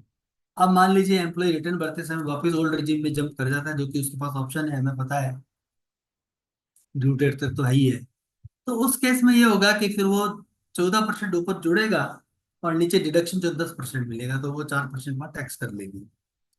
चैरिटेबल ट्रस्ट नेक्स्ट हमारा। चैरिटेबल ट्रस्ट में जैसा हम जानते हैं 2 रेजिम्स चल रही है, 1023C 4th 5th 6th और 6th वाली एक रेजिम है और एक 11-12 वाली रेजिम है।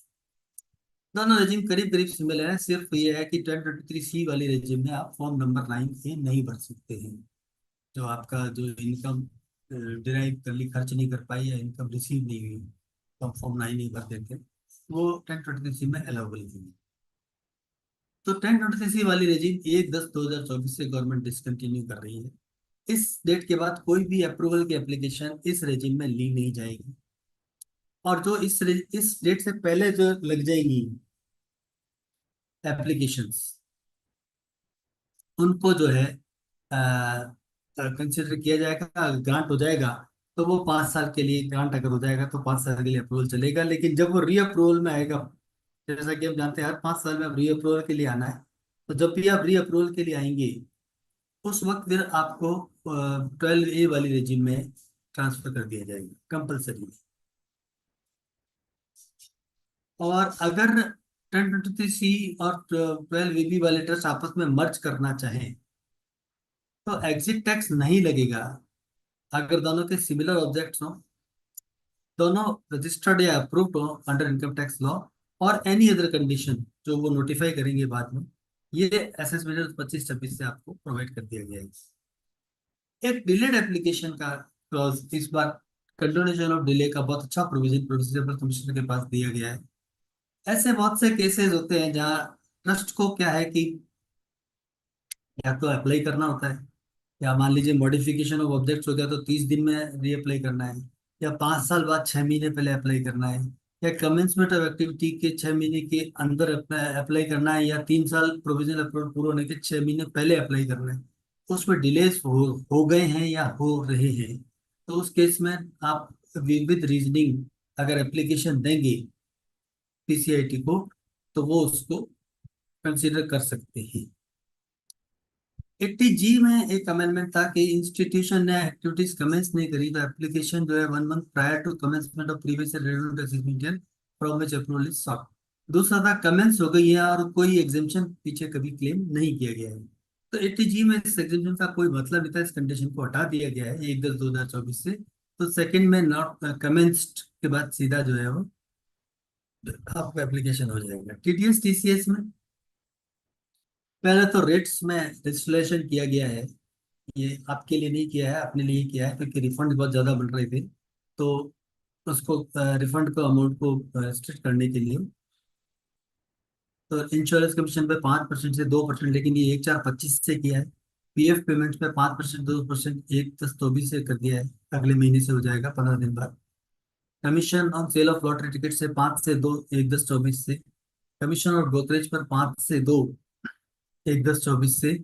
रेंट जो है 5 से 2 194 IB वाला 1/10/24 से। 194M वाला जो 194C 194J और 194I में टैक्स नहीं काटते इंडिविजुअल एचयूएफ, उनको 194M में कुछ कंडीशंस में काटना पड़ता है, उसको 5 से 2।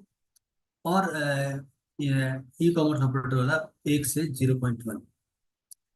टीडीएस ऑन सैलरी, अभी तक क्या हो रहा था कि आपका जैसे आपने कोई फंड रेमिटेंस किया उस पर टीसीएस कलेक्ट होता है, तो वो टीसीएस का बेनिफिट बिजनेसमैन और प्रोफेशनल इनकम वाले तो लेकर के अपना एडवांस टैक्स उस हिसाब से कंप्यूट कर लेते हैं, लेकिन सैलरी वालों के केस में उसका बेनिफिट नहीं मिल रहा था टीडीएस करते समय।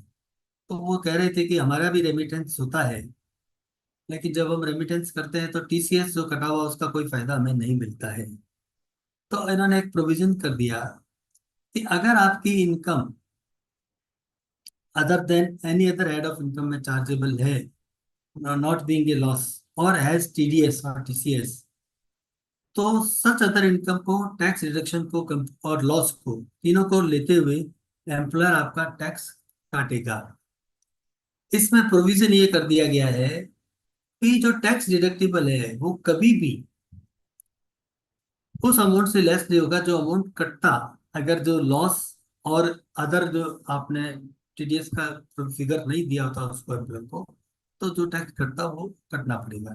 तो आपको फॉरेन रेमिटेंस में सैलरीड एसएससी को फायदा हो गया है। प्रोफेशनल फीस 194C में एक अमेंडमेंट किया है कि अभी तक क्या हो रहा था, प्रोफेशनल फीस को वर्ष कॉन्ट्रैक्ट में दिखा देते थे, 194C में टीडीएस काट लेते थे, 1% 2% जो भी रेट लगता था। अब इन्होंने क्लियर कर दिया है कि जिस पेमेंट पे 194J लगता है 1/10/24 से, उस पर 194C नहीं लगा सकते। तो professional services, technical services, remuneration to director, royalty और नॉन गवर्नमेंट फीस, इस पे 194J में टीडीएस काटना पड़ेगा, सी में नहीं काट सकते। 194IA में एक इशू था कि जहां ट्रांसफर हो रहा है प्रॉपर्टी का और वहां दो हैं तो 50 लाख से ऊपर अमाउंट पे टीडीएस काटना होता था। तो 2 जने हैं या 3 जने हैं तो 50 लाख के लिमिट पर ट्रांसफर ही लगा लेते थे, पर ट्रांसफर लगा लेते थे। इस पे जजमेंट भी है, विनोद सोनी का दिल्ली ट्रिब्यूनल का है और जोधपुर ट्रिब्यूनल का भी जजमेंट है। ये 50 लाख की लिमिट पर ट्रांसफर लेंगे। 194I में भी 2,40,000 की जो रेंट की लिमिट है उसमें बहुत सारे हाईकोर्ट के जजमेंट्स भी हैं कि वो पर और लैंड ओनर वो लगती है लिमिट। तो इस चीज को क्लियर कर दिया इन्होंने कि अब जो है ये ट्रांसफर वाइज नहीं लगेगी, ये लिमिट कंसिडरेशन वाइज लगेगी। तो 50 लाख से ऊपर पेमेंट होते ही, चाहे ट्रांसफर हो या ट्रांसफरिंग 2 हो, 4 हो, 10 हो, आपको जो है टैक्स काटना है। वैसे इस प्रोविजन की अब इतनी जरूरत, महत्ता कम हो गई थी, क्योंकि लास्ट ईयर एक अमेंडमेंट किया था कि अगर आपका कंसिडरेशन या स्टाम्प वैल्यू दोनों में से जो भी 50 लाख से ज्यादा है तो उस पर टीडीएस कटेगा। तो जहां भी प्रॉपर्टी की स्टाम्प वैल्यू आपकी 50 लाख से ज्यादा थी, वहाँ वैसे भी टीडीएस काटना पड़ रहा था, क्योंकि स्टाम्प वैल्यू क्वाया ओनर नहीं होती, वो क्वाया प्रॉपर्टी होती है। तो सिंगल फिगर होता है, उसको आप पर ओनर नहीं कर सकते हैं। तो वैसे भी काटना पड़ रहा था। अब इन्होंने और क्लैरिफिकेटरी अमेंडमेंट ही कर दिया। 194 क्यू, परचेज ऑफ गुड्स पे जो है 1% टीडीएस आपको काटना होता है। उसमें लोअर टीडीएस का प्रावधान नहीं था, अब इन्होंने 0.1% कर दिया है। जो 0.1% था, इसमें लोअर टीडीएस का प्रावधान नहीं था, तो लोअर के लिए अप्लाई कर सकते हैं 1/10/24 के बाद। Taxes with in outside India में हो ये रहा था कि जो इनकम है उसको नेट ऑफ टैक्सेस अपने जोड़ लेते थे और उस टैक्स का फिर बेनिफिट ले लेते थे। अब गवर्नमेंट ने कहा है कि वो जो टीडीएस बाहर कटता है वो भी इनकम रिसीव्ड है, तो आपको ग्रॉस अप करना पड़ेगा। इनकम प्लस टीडीएस वो जोड़ेंगे अब एक बार, फिर उस टैक्स का बेनिफिट आप ले सकते हैं। करेक्शन स्टेटमेंट की अभी तक कोई टाइम लिमिट नहीं थी। अब 6 साल from end of the financial year में ओरिजिनल रिटर्न वाज डिलीवर्ड। अब इसमें ये ध्यान रखने वाली बात है कि original return delivered, was to be delivered नहीं लिखा है, वाज डिलीवर्ड। तो अगर ओरिजिनल रिटर्न आपने बिलेटेड बनाया है तो 6 साल वहां से कंप्लीट हो जाएगी आपकी। इसी तरह से ऑर्डर नहीं करेंगे उसकी भी 6 साल की लिमिट कर दी गई है, पहले 7 साल थी। टीसीएस ऑन वैल्यूएबल गुड्स, अभी तक आपका टीसीएस कार पे 10 लाख से ऊपर की मोटर व्हीकल पे आपका कटता है 1%। अब इन्होंने कहा नहीं, कार तो एक चीज होगी, और भी बहुत सारी वैल्यूएबल गुड्स मार्केट में है जो बिक रही हैं, उसके ऊपर भी ये टीसीएस टीसीएस अब कलेक्ट करना चाहते हैं। लेकिन ये अमेंडमेंट 1 जनवरी 2025 से किया है, अभी ये लागू नहीं है। Rate of interest on TDS के अंदर एक बड़ा जोरदार इशू था। टीडीएस जो है उसमें इंटरेस्ट क्या होता है कि जब आप टैक्स काटते ही नहीं है, तो जब काटना था जब तक नहीं कटा तब तक 1% आपका रेट ऑफ इंटरेस्ट है। और काटने के बाद जमा नहीं करते हैं, तो जिस दिन काटा और जिस दिन जमा किया उसमें 1.5% इंटरेस्ट है। टीसीएस में दोनों केस में 1% था, अब इसको एक्ट पार ले आए हैं टीडीएस के, तो अब वो 1 और 1.5% वाला फॉर्मूला 1/4/2025 से लग गया है। 1/4/2025 का मतलब असेसमेंट ईयर नहीं होता है, 1/4/2025 के बाद जो टीसीएस जमा होगा उस पर ये 1% वाला फॉर्मूला लगेगा। पेनल्टी फॉर टीडीएस स्टेटमेंट्स जो 271H टीसीएस और टीडीएस वाली है, इसका बहुत लोगों को ध्यान नहीं है, क्योंकि हमें लेट फीस ही ध्यान रहती है, पेनल्टी भी है। और ये पेनल्टी है 1 लाख रुपए फ्लैट, अगर आप टीसीएस टीसीएस का statement 1 year from the date prescribe, जैसे अप्रैल मई जून का आपका 31 जुलाई अभी डेट गया, तो 31 जुलाई 2025 तक अगर आप नहीं भरते हैं तो उसके बाद भरेंगे तो 1 लाख रुपए पेनल्टी भी लग सकती है लेट फीस के अलावा। अब गवर्नमेंट ने को लगा 1 साल तो बहुत लंबा समय होता है, तो इसको कर दिया 1 महीना, 1 अप्रैल 2025 से। तो ऐसा लगता है कि ये पेनल्टी अब इफेक्टिव होने वाली है 1 अप्रैल 2025 के बाद से। तो हमें क्लाइंट्स को सेंसिटाइज करना पड़ेगा कि टीसीएस के स्टेटमेंट टाइम पे भरें।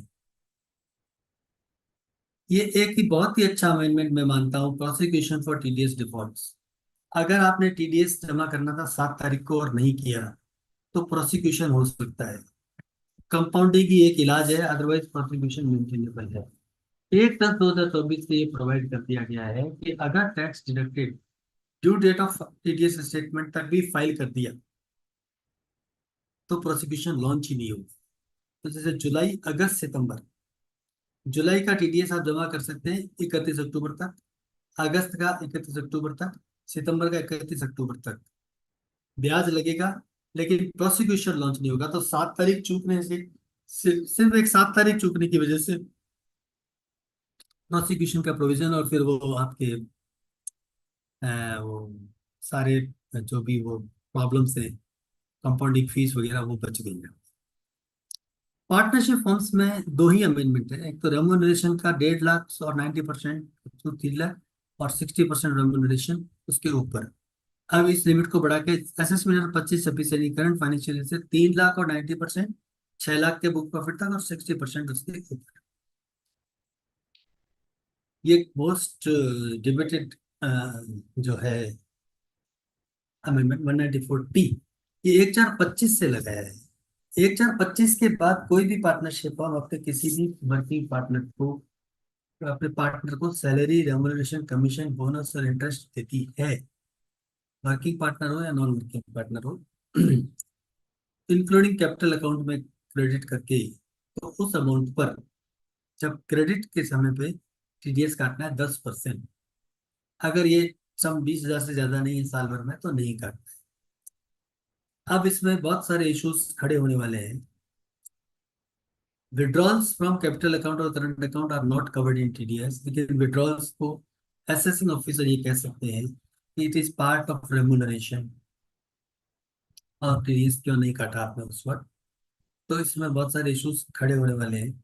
बहुत सारी पार्टनरशिप फर्म जो है वो ऑडिट के समय ही अपने रेम्यूनरेशन को फाइनलाइज करती है। तो वो ऑडिट तो अब हो रही है, तो अब टीडीएस अगर काटेंगे तो इंटरेस्ट लग जाएगा और उस क्वार्टर का इतना वो आपको लग जाएगा। तो महंगाई गिरी है, तो कर सके 40 साल, तो कर सके तो कहीं 40 साल हाँ, 50 साल तो कर डॉक्टर सके। तो डॉक्टर साहब का मौके तो करिए। चोपड़ा साहब नमस्कार। Reassessment next. रीअसेसमेंट का जो प्रोविजन है, ये अमेंडमेंट जो है वो फाइनेंस एक्ट 21 से आया था। अभी तक ये अमेंडमेंट सेटल नहीं हुआ है। अभी भी सुप्रीम कोर्ट में इसके ऊपर वो केस चल रहा है। पहले वो टोला वाला केस चला, सुप्रीम कोर्ट ने आर्टिकल 142 में उसको इंटरप्रेट करके डिपार्टमेंट को कुछ बेनिफिट दिया, फिर इन्होंने उसको मिस इंटरप्रेट कर लिया। अब वापस वो केसेस लगे हुए हैं कि क्या ये इस तरह से कर सकते थे या नहीं कर सकते थे। उससे उससे पहले जो है इन्होंने फिर अमेंडमेंट उससे पहले इन्होंने फिर अमेंडमेंट इस स्कीम में कर दिया है। 1/9/2024 के बाद से 1/9/2024 या उसके बाद अगर कोई सर्च होती है तो उसका असेसमेंट अब 147, 148 में नहीं होगा, सर्वे का अभी भी होगा। 148 का नोटिस इशू करने की वही कंडीशन है कि information with assessing officer which suggests that income chargeable to tax has escaped assessment for the relevant assessment year। लेकिन अगर 135A में जो इंक्वायरीज आती रहती है आजकल आपके कॉम्प्लायंस पोर्टल पे, क्या आपने प्रॉपर्टी खरीदी है उसके बारे में बताइए, अगर ऐसी कोई इंटीमेशन है तो स्पेसिफिक अथॉरिटी से अप्रूवल लेके 148 इशू किया जा सकता है। उस केस में 148A का नोटिस नहीं दिया जाएगा। कोई भी इंफॉर्मेशन सर्वे से आ रही हो अदर देन टीडीएस सर्वे, 1/9/2024 सेल ऑल्सो कंसिडर्ड इंफॉर्मेशन, सर्वे असेसमेंट्स भी आपके इसमें कवर है। SCN ये बहुत अच्छा प्रोविजन है। 148A का जो शो कॉज नोटिस है उसके बाद में रिलाइड अपॉन मटेरियल जो भी असेसिंग ऑफिसर के पास है सारा उसको देना पड़ेगा। It is now statutory banking. अभी तक कभी देते हैं कभी नहीं देते हैं, अब देना ही पड़ेगा। ऑर्डर 148A का जो है वो स्पेसिफिक अथॉरिटी के अप्रूवल से पास होगा, लेकिन अब कोई टाइम लिमिट्स नहीं रही है 148A में। 7 दिन में जवाब, 10 दिन में जवाब दो, ऐसा कुछ नहीं है। शो कॉज नोटिस इशू करेंगे, उसमें जो टाइम लिखा हुआ उसके अंदर आपको जवाब देना है। आपके जवाब को कंसीडर करके और अपनी रीजनिंग देते हुए एक ऑर्डर पास कर देंगे कि भाई ये केस फिट फॉर रीओपनिंग है या नहीं है, तो फिट फॉर रीओपनिंग ही करते हैं। और वो उस 148A की टाइम लिमिट अभी हम डिस्कस कर लेंगे, वो नहीं डाल दी गई है। लेकिन ये जो 7 दिन, 10 दिन, 15 दिन का समय देना, 15 दिन बाद कंसीडर करना, ये सब हटा दिया गया। 148A का नोटिस नहीं देंगे 135A के आधार पर अगर खोल रहे हैं तो। 148 की टाइम लिमिट्स में डिवीजन कर दिया है। 3 साल और 3 महीने तक तो कोई भी असेसमेंट खुल सकता है।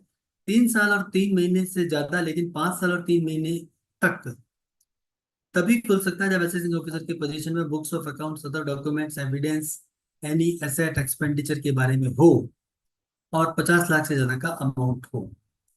तो हर साल 3 साल के ऊपर, चौथा साल, 5वां साल आपका जो है वो 50 लाख का फिगर लाना पड़ेगा। दोनों साल, दोनों का क्यूमुलेटिव नहीं हो सकता, फोर्थ और फिफ्थ ईयर का। फोर्थ और फिफ्थ, फोर्थ में 50 लाख नहीं है तो फोर्थ नहीं खुलेगा, फिफ्थ में 50 लाख है तो फिफ्थ खुल जाएगा। ये रिवाइज टाइम लिमिट्स कब से लागू होगी? 1/9/2024 से ये लागू हो गई है। तो अब जो नोटिस हैं वो इस टाइम लिमिट के हिसाब से इशू होंगे। इसलिए 2018-19 तक के आपके सारे केसेस अब बाहर हो गए हैं, अब उनमें कोई 148 का नोटिस इशू नहीं हो सकता। 148 एक ही भी हमने कहा टाइम लिमिट आ गई है, उसमें 3 साल और 5 साल, इसमें 3 महीने की विंडो नहीं दी गई है। तो 3 साल और 5 साल के टाइम लिमिट के अंदर 148 एक का नोटिस वो इशू कर सकते हैं, और उसके बाद जो है उसका वो फायदा उठा सकते हैं। स्पेसिफाइड अथॉरिटी, अब additional commissioner, additional director, joint commissioner, joint director, department को पता से कम बात तो इससे उससे लोग किसी ले जाता है, तो अब कि अपने तो एडिशनल कमिश्नर और कमिश्नर में से किसी एक से ले आओ, और उसमें भी कर दिया ऑप्शन है, तो यहाँ तक अपना कर दो तो हम उसके आधार पर आप चलेंगे। लेकिन ऐसे नुकसान हो गया कि हायर अथॉरिटी अगर किसी चीज को देखती, उसकी जगह अब हम लोअर, पहले प्रिंसिपल कमिश्नर तक जाता था मैटर, अब एडिशनल कमिश्नर पर ही निपट जाएगा, इवन जॉइंट कमिश्नर पर भी निपट सकता है। अपील्स के केस में बड़ा अमेंडमेंट ये किया गया है, सीआईटी अपील को किसी तरह की रिमांड करने की पावर नहीं है, हालांकि वो करते हैं। हमारे कुछ केसेस में रिमांड कर दिया उन्होंने कि इसको वेरीफाई करो, और अगर एलाउ कर दो, सीआईटी अपील नहीं कर सकता, उसको अपील डिसाइड करनी होती है देन एंड देयर। लेकिन अब 144 का अगर ऑर्डर है तो सीआईटी अपील रिमांड कर सकते हैं। एक बड़ा अमेंडमेंट जो बड़ा फायदेमंद भी है कि आईटीआईटी की अपील के लिए अभी तक 60 डेज मिलते थे from the date of receipt of order, अब वो कर दिया 2 month from end of the month in which order received.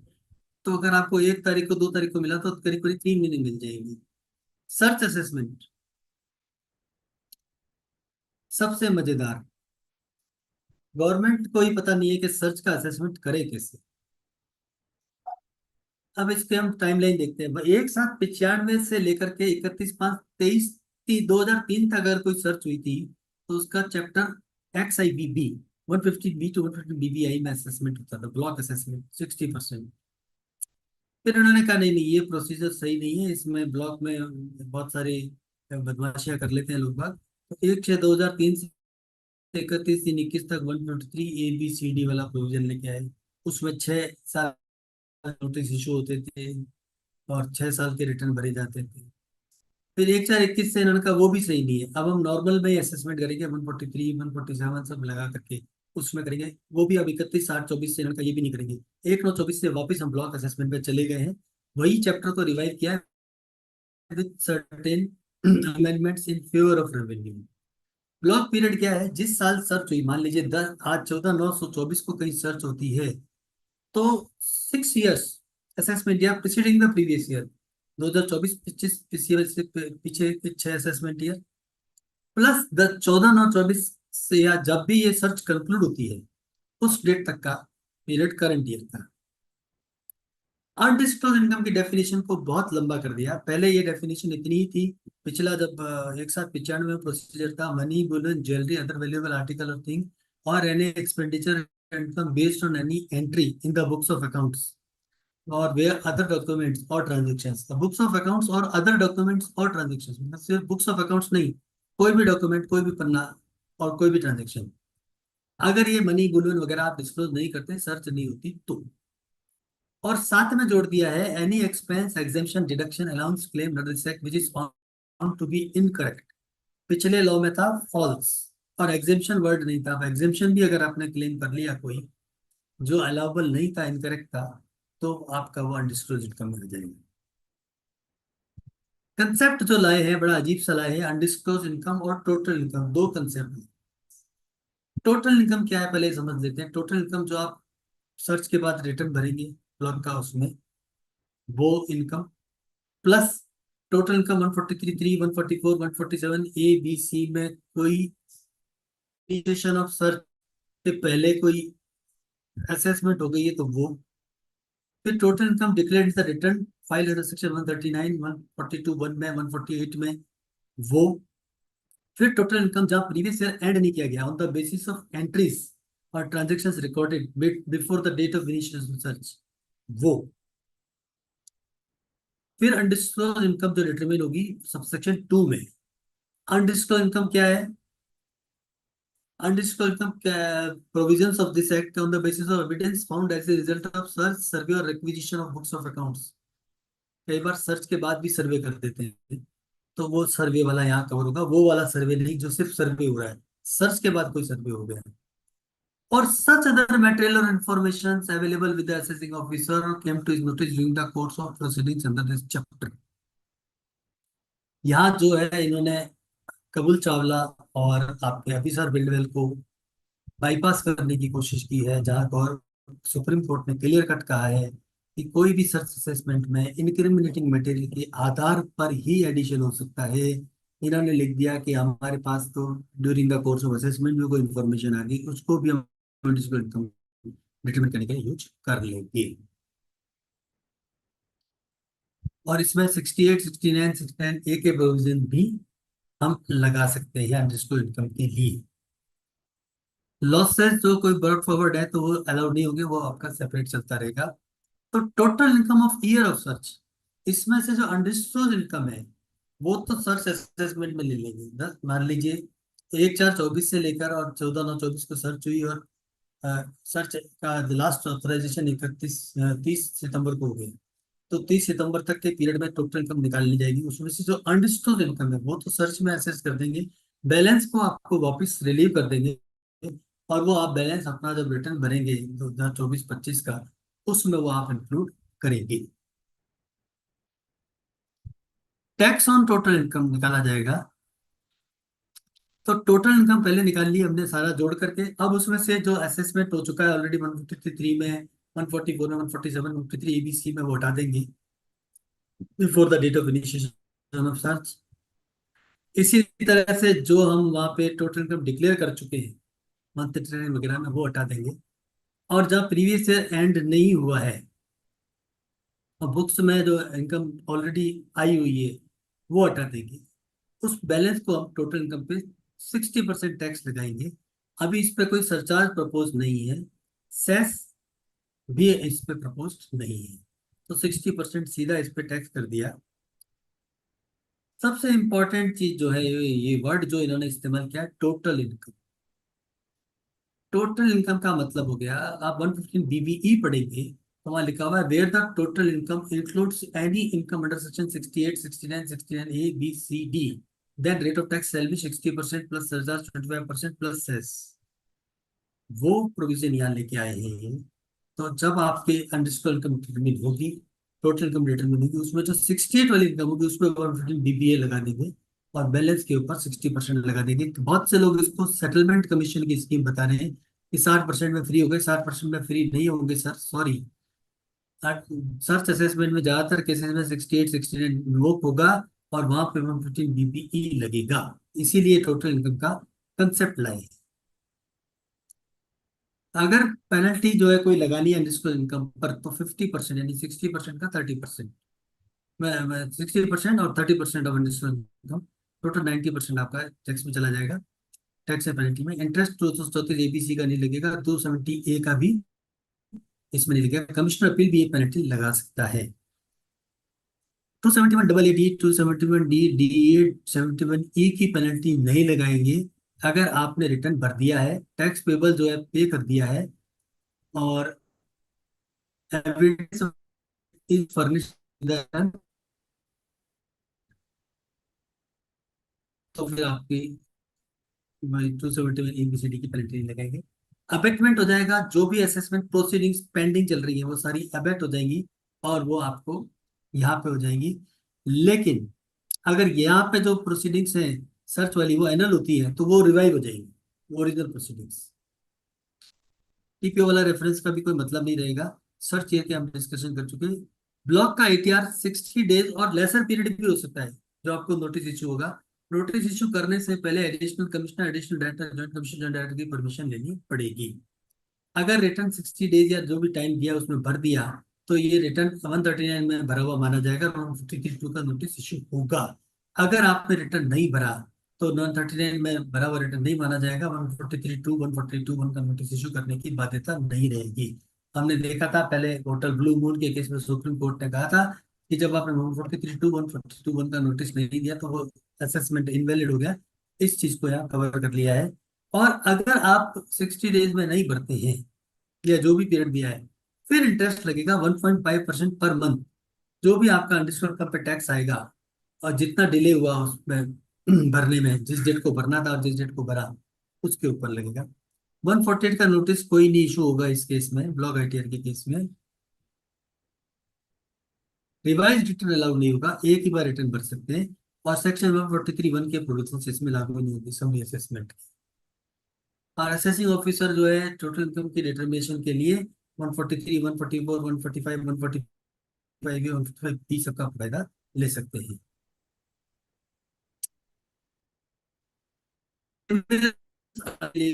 है कि undisclosed belongs to, pertains to, relates to any person other than, तो उसके केस में असेसिंग ऑफिसर सेटिस्फेक्शन रिपोर्ट करके उसके असेसिंग ऑफिसर को अपना फाइल सौंप देंगे।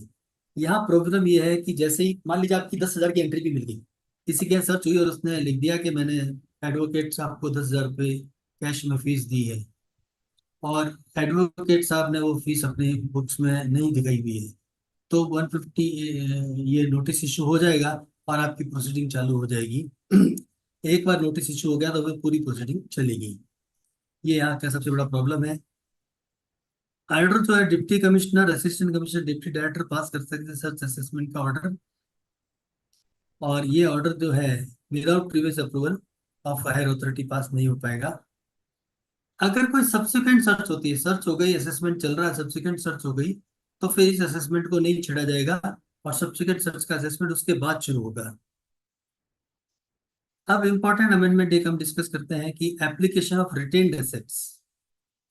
अभी तक इसमें जो है वो मान लीजिए जो पैसा आपका सर्च में सीज होता है, वो पैसा existing liability under income tax act, wealth tax act, gift tax act, expenditure tax act में यूज किया जा सकता है।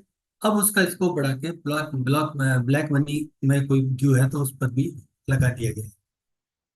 एंजल टैक्स, अगर कोई closely held company shares issue करती है जो कि फेयर मार्केट वैल्यू से ज्यादा वैल्यू पे इशू करती है, तो जो डिफरेंस है वो 36(2) VIIB में टैक्स होता था।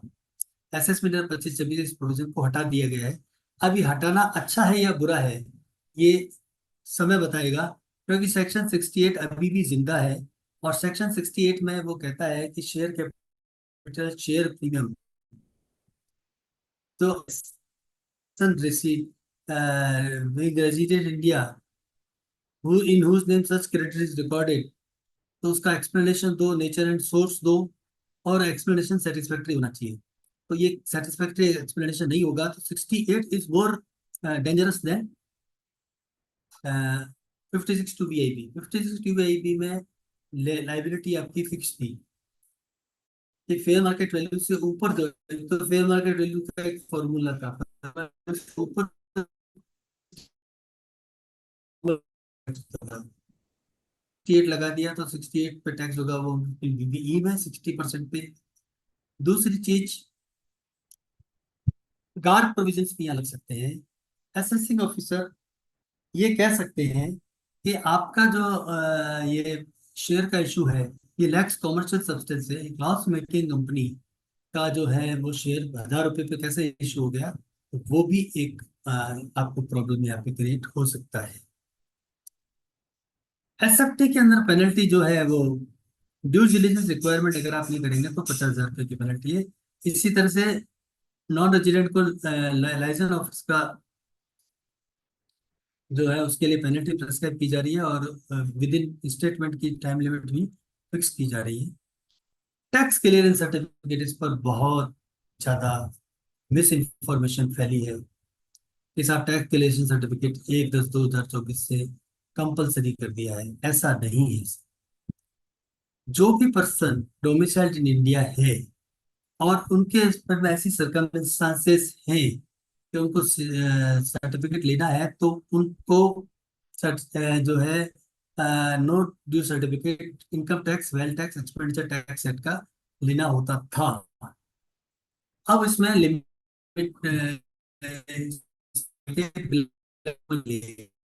लॉ में कोई ड्यू है या कवर कर गया है। इंस्ट्रक्शन नंबर 1/4/2004 बहुत क्लियरली कहता है कि जो पर्सन है सीरियस फाइनेंशियल रेगुलेटरीज में अगर है और इट इज लाइकली कि उसके ऊपर डिमांड रेज होगी और डायरेक्ट टैक्स एरियर्स 10 लाख से ज्यादा के हैं, तो chief commissioner of income tax after satisfying himself that the departures of person from India will prejudicially affect the interest of the revenue, तो उनको कह सकता है कि टैक्स क्लियरेंस सर्टिफिकेट इशू लेके जाए और उसके लिए वीजा अथॉरिटीज को नोटिफाई कर सकता है, अदरवाइज किसी को लेने की जरूरत नहीं है। डायरेक्ट टैक्स विश्वास से विवाद इसकी नए फ्लेवर में लाए हैं। जिसकी भी अपील 22 जुलाई 2024 तक के दिन पेंडिंग थी या जिसने डीआरपी को ऑब्जेक्शंस दे दिए या जिसने डीआरपी में डायरेक्शन इशू हो गए हैं और असेसिंग ऑफिसर ने असेसमेंट कंप्लीट नहीं किया है और रिवीजन की एप्लीकेशन 264 में लगा रखी है, वो सारे इसमें अपना बेनिफिट ले सकते हैं इस स्कीम में। पुरानी जो स्कीम थी उसमें ये था कि जो अपील करने का पीरियड अगर मेरे पास आज है 60 दिन की मैं अपील कर सकता हूँ, तो वो भी इसमें स्कीम में आ सकते थे। इस बार उनको स्कीम से बाहर कर दिया गया है।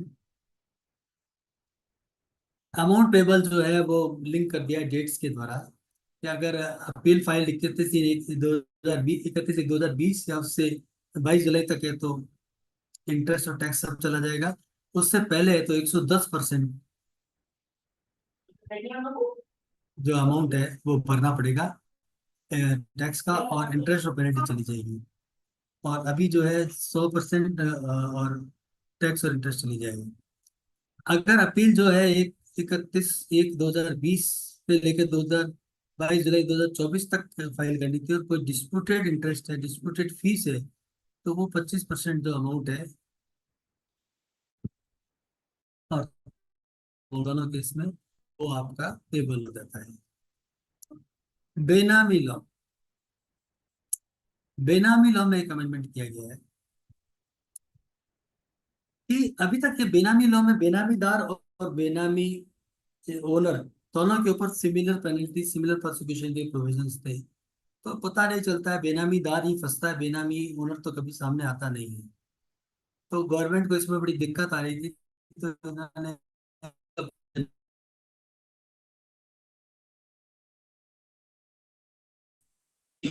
इसका वो कौन है तो उसको माफ कर दिया जाएगा और बेनामी बेनिफिशियल ओनर को पकड़ लिया जाएगा। Black money law, black money law में बहुत प्रॉब्लम्स थी, ये बहुत अच्छा अमेंडमेंट है। हो ये रहा है कि आपको अगर आप रेजिडेंट हैं इंडिया में तो फॉरेन में आपका कोई बैंक अकाउंट है, कोई डीमेट अकाउंट है, तो शेड्यूल एफ में उसकी डिटेल देनी होती है। तो या तो आपने रिटर्न ही नहीं भरा या भरा तो उसमें डिटेल नहीं दी, तो इनकम टैक्स में तो वायलेशन है ही है। यहाँ पे ये हो रहा था कि आपकी पेनल्टी लगती थी 10 लाख रुपए की, अमाउंट चाहे कुछ भी हो। बैंक अकाउंट में तो 5 लाख रुपए का अमाउंट अगर है और डिस्क्लोज नहीं किया तो पेनल्टी नहीं लगती थी, लेकिन वैसे 10 लाख की पेनल्टी लगती थी, तो ये बहुत ज्यादा हो गया था। अब इन्होंने इस लिमिट को बढ़ा के 10 लाख की जगह 5 लाख की जगह 20 लाख कर दिया और साथ में ये कर दिया कि सारी फाइनेंशियल असेट्स डिस्क्लोजर में सबका एग्रीगेट मिला के अगर गलती होती है और टोटल अमाउंट 20 लाख से ज्यादा नहीं है तो पेनल्टी बेनामी लॉ में नहीं लगाएंगे। इमूवेबल प्रॉपर्टी में कोई छूट नहीं है। सिक्योरिटीज ट्रांजेक्शन टैक्स इंक्रीज हो गया है, ऑप्शंस पे 0.06.25 से 0.1%, फ्यूचर्स पे 0.125% से 6.02%। इक्वलाइजेशन लिमिट, ये बड़ा क्लासिक अमेंडमेंट है। मैं इसको अभी जितने भी मैंने डिलीवर किए फाइनेंस एक्ट सब में बात करता हूँ कि एक ई कॉम ऑपरेटर पे 2% की इक्वलाइजेशन नहीं भी लगाई गई थी। उन्होंने गवर्नमेंट को रिप्रेजेंट किया कि साहब हमें इसमें बहुत दिक्कत आती है कंप्लायंस करने में और ये थोड़ा सा हार्श हो रहा है। उन्होंने कहा हम हटा देते हैं और 1 अगस्त 2024 से इसको हटा भी दिया। हमारे यहाँ 43B के अमेंडमेंट के ऊपर हम क्या क्या के पागल हो गए कि जो है वो हमारे को जो है छूट दे दो, ड्यू डेट ऑफ ITR तक का फायदा दे दो, हमको कुछ नहीं मिला है। फॉरेन इन्वेस्टर ने कहा, तुरंत उसको फायदा दे दिया गया है। तो ये आज के सारे अमेंडमेंट्स का मैंने डिस्कस कर दिया है। कोई भी क्वेरीज है तो अपन ले लेंगे, कोई दिक्कत नहीं है।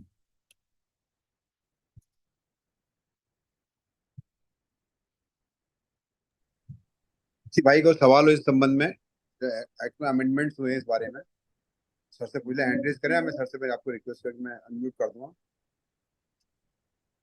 पृथ्वी असोल साहब, पृथ्वी जी बेतुल वाले, जी सर। क्वेश्चन है आपको इस बारे में?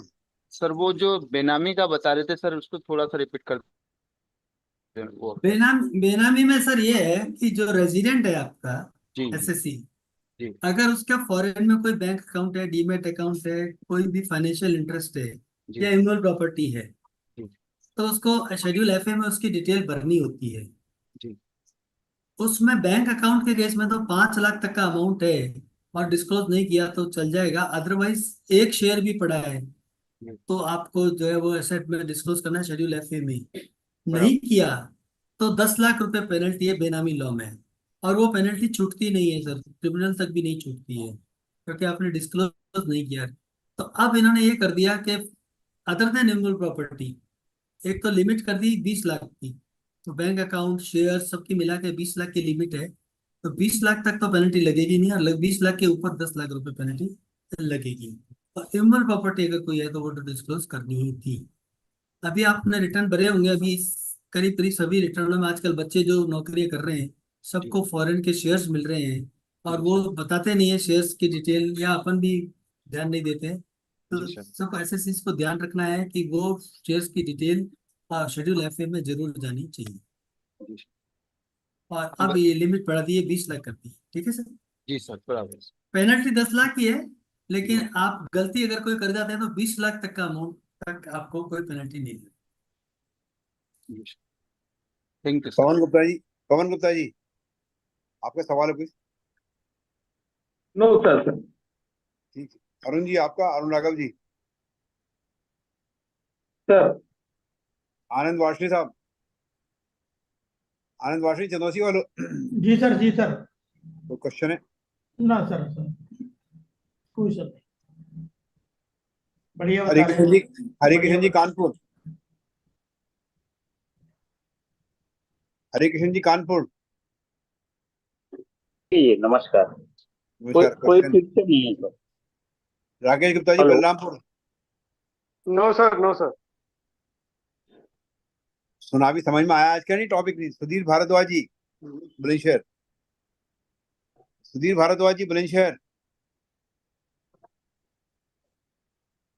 सुधीर भारद्वाज जी बुलंदशहर, अध्यक्ष जी। ब्रजेश सोनी, हाँ? ब्रजेश सोनी जी शोकापुर, ब्रजेश सोनी जी, वो तो निकल रहे हैं ना, बाहर जा रहे हैं, कल मिलेंगे। शिव गोपाल जी बोलो, चाहिए sir. Shiv Gopal ji hand raise करो ये अपना, तो गए हैं। हम ले लेते ना, हम शिव गोपाल जी अनम्यूट करो अपने आप माइक्रोफोन। जी हेलो। हेलो। हाँ जी सर, मेरा क्वेश्चन ये था कि एक हाँ। प्रॉपर्टी लिए दो हम्म। आदमी, दो सेलर हाँ थे। उसमें एक तो जिसकी लैंड थी, और दूसरा वो था जो कॉन्ट्रैक्टर था। आज हम्म। सुबह फ्रेश आता। हेलो। सुबह हाँ तो जी। सर उसको 50 50 लाख एक प्रॉपर्टी परचेज की गई अगस्त 24 में। इसमें हम्म। लैंड ऑनर और कॉन्ट्रैक्ट बिल्डर ने दोनों ने रजिस्ट्री, हम्म। उसकी वैल्यू थी 50 लाख रुपए। हम्म। वो क्लियर नहीं हो पाई। अभी जब रिटर्न उसका वो AIS देखा गया तो उसमें वो एंट्री आ गई। तो उसपे हम्म। विथ इंटरेस्ट हमने TDS कटवा के जमा करा दिया। तो इसमें सर क्या प्रोविजन का हो सकते हैं? मतलब एंट्री क्लियर नहीं हो पाई, क्या नहीं हो पाया? वो एंट्री पता नहीं, व्यापारी ने बताया नहीं कि हमने प्रॉपर्टी 50 लाख रुपए की थी अगस्त 24 में। जब AIS आया तो उस पर रिपोर्ट आया 50 लाख रुपए हाँ। की आपने प्रॉपर्टी खरीदी। हाँ। और वो 50 लाख की खरीदी थी, उसमें हाँ। दो लोगों ने रजिस्ट्री की। एक लैंड ऑनर ने की और एक हम्म। बिल्डर ने की। दो लोगों में सेलर है, तो हम्म। व्यापारी परचेजर। तो हम्म। हमने उसका TDS जो है अभी रिसेंटली अगस्त में जमा कराया है। तो चूंकि अगस्त 24 की परचेज थी, अगस्त 23 की सॉरी है, तो अगस्त 24 में मैंने उसका और अगस्त 23 में परचेज थी और अगस्त 24 में मैंने उसका टीडीएस जमा कराया विथ इंटरेस्ट। इसमें क्या कोई पैनल प्रोविजन हो क्या? पैनल प्रोविजन तो वो रहेगा ही, टीडीएस वाला जो डिफॉल्ट हुआ है, टैक्स नहीं काटा जो, तो अब आपने जमा कर दिया है इंटरेस्ट के जी साथ, लेकिन टीडीएस रिटर्न भी भरना पड़ेगा आपको। प्रॉपर्टी पे सर, हाँ, 26 क्यूब भी भर प्रॉपर्टी दिया होगा आपने। जी हाँ, आपने भर दिया होगा। ठीक है, आपने जब जमा कर दिया है खुद से ही, तो पेनल्टी जो है वैसे तो लगेगी नहीं, अगर लगेगी भी तो वो निकल जाएगी आपकी 271C में। जब आपने नोटिस इशू होने से पहले ही टीडीएस जमा कर दिया है तो फिर पेनल्टी नहीं लगा लगा सकते, ये लॉ में लिखा हुआ है। Okay sir, thank you. Shailja madam, Shailja Mohan madam Meerut. Anand Shailja, Varshney साहब ने हाथ खड़ा किया हुआ है। आनंद भाई बोलिए, चलिए आनंद अनम्यूट कर लीजिए अपने आनंद भाई। आनंद जी, आनंद वार्षी साहब अपने आप अनम्यूट कर जी लीजिए। जी जी जी सर जी। सर मेरा क्वेश्चन ये था कि मेरी एक पार्टी है जिसने जनवरी 2024 में एक प्रॉपर्टी खरीदी एग्रीकल्चर लैंड, और फरवरी में सेल कर दी उसके लिए आवासीय प्लॉट में, ग्रामीण आवासीय में। 7 लाख रुपए की 3 बीघे जमीन खरीदी थी, जिसमें 2 बीघे जमीन तो उसकी चली गई थी सरकारी सड़क पर। अब 1 बीघे जो जमीन जो उसने बेची है, वो बेची है 31 लाख रुपए की। ठीक है, कोई बचने का रास्ता सर उसको, शॉर्ट टर्म कैपिटल गेन से जी? नहीं बचने का रास्ता तो कुछ नहीं, आपको टैक्स भरना पड़ेगा। वो जो आपकी जमीन चली गई है उस पर एग्जेम्पशन तो मिल जाएगा आपको। कौन सी वाली पे सर? जो 2 बीघे चली गई है ना, तो उसमें तो सेल कंसिडरेशन में जो है ना, ऐसे 7 लाख रुपए की खरीदी हमने 3 बीघे, हाँ, और सेल करी है हमने 31 लाख रुपए की, जो पोर्टल पे भी आ गई 26 में। हाँ, नहीं जो आपकी 2 बीघा गई है उस पर जो कंपनसेशन आया है, जी तो 1037 में कहीं एग्जेम्पशन मिल जाएगा उसके ऊपर, तो वो आप देख लेना। लेकिन वो नए लॉ में होनी चाहिए। एक सर्कुलर नंबर 36/2016 भी है, तो उसका भी बेनिफिट आप ले सकते हैं। जो 1 बीघा बच गई है, हाँ, जो सेल करी है सर। हाँ, उस पर तो आपको कैपिटल गेन देना पड़ेगा। 31 लाख माइनस वो 1/3 हो जाएगा 7 लाख का। 31 लाख माइनस जो आपके 8 लाख कॉस्ट है उसका 1/3 आपको मिल जाएगा। सेल सर, टैक्स बनने है उस पर 5,40,000 रुपए।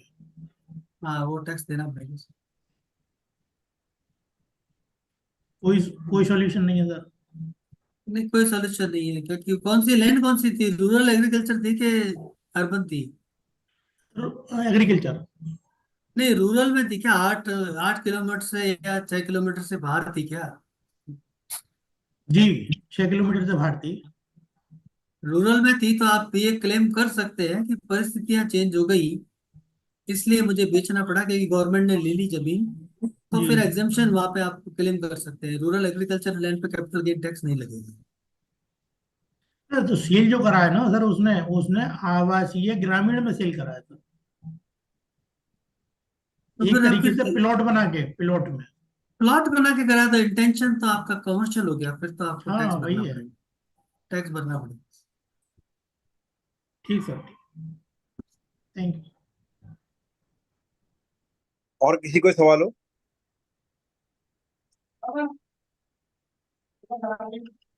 अरुण राघव जी, आज का वोटर थैंक्स आप करें सर का, और उसके बाद राष्ट्रगान के लिए सभी आपसे रिक्वेस्ट है अपने सीटों पर खड़े जाएंगे। अरुण राघव जी। शुक्रिया भाई साहब।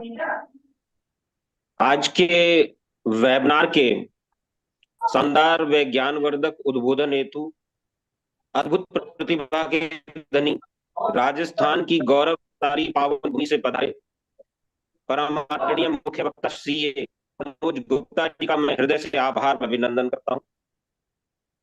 आपने आज के अत्यंत महत्वपूर्ण विषय पर बेहद सरल लहजे में उन सभी का ज्ञानवर्धन किया। सभी सम्मानित साथियों की शंकाओं का बेहद सरल भाषा में निवारण किया। आज के वेबिनार के गुरु सीए मनोज गुप्ता जी के विद्वता से परिपूर्ण शानदार व्यक्तित्व को सादर नमन करता हूं। निसंदेह सभी साथियों ने शांत भाव से बड़ी एकाग्रता व तल्लीनता के साथ आपके उद्बोधन को सुना है।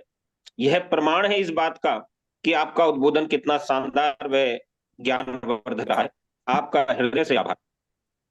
साथ ही वेबिनार में उपस्थित सभी सम्मानित वरिष्ठ अधिवक्ता साथियों को सादर प्रणाम करता हूं, जिन्होंने अपना बहुमूल्य समय देकर आज के वेबिनार को सफल बनाया। उपकाश के इस शानदार मंच की आप सभी ने शोभा बढ़ाई है, उसके लिए मैं आपका हृदय से आभार प्रकट करता हूं। मैं आभार करता हूं वेबिनार के प्रथम सत्र के वक्ता सहारनपुर से प्रिय भाई अंकित गर्ग जी का। आभार प्रकट करता हूं उपकाश के अध्यक्ष, महासचिव, समस्त पदाधिकारियों व कार्यकारिणी सदस्यों का, जो निरंतर विधिवाणी के माध्यम से हम सभी को शिक्षित कर रहे हैं। साथ ही छतरपुर व हरदा मध्य प्रदेश की बार एसोसिएशन से जुड़े सभी अधिवक्ता साथियों को सादर नमन करता हूं, जिनका भरपूर सहयोग व प्रेम हम सभी को सदैव मिलता रहता है। और अंत में मैं आभार प्रकट करता हूं उपकाश के जनक परम आदरणीय बड़े शर्मा जी का। जिस प्रकार एक धागा पूरी माला को एक साथ जोड़े रखता है, उसी प्रकार बड़े भाई परम आदरणीय हर्ष शर्मा जी हैं, जो इस उपकाश रूपी माला के संपूर्ण भारत के विद्वान अधिवक्ता रूपी अनमोल मोतियों को एक साथ जोड़े रखने का कार्य कर रहे हैं। और प्रत्येक शनिवार को हम सभी को इन मोतियों से रूबरू करवाते हैं। निसंदेह आपके इस अथक प्रयत्न को मैं और सभी सम्मानित साथी बड़े आदर से नमन करते हैं। इन्हीं शब्दों के साथ मैं अपनी वाणी को विराम देता हूं। आप सभी का सादर आभार। सभी से निवेदन करता हूं कि राष्ट्रगान के सम्मान में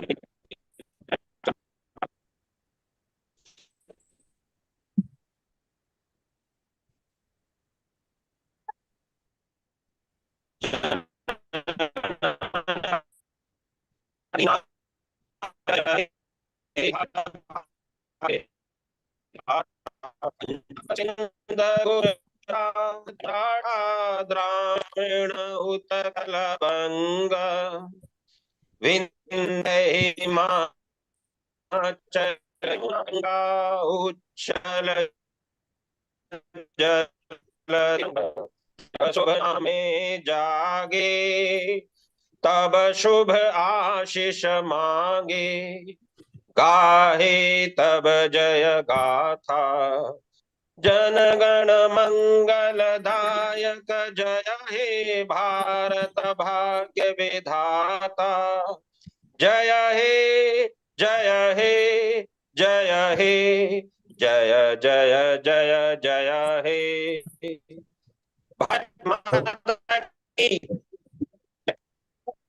thank you very much everyone.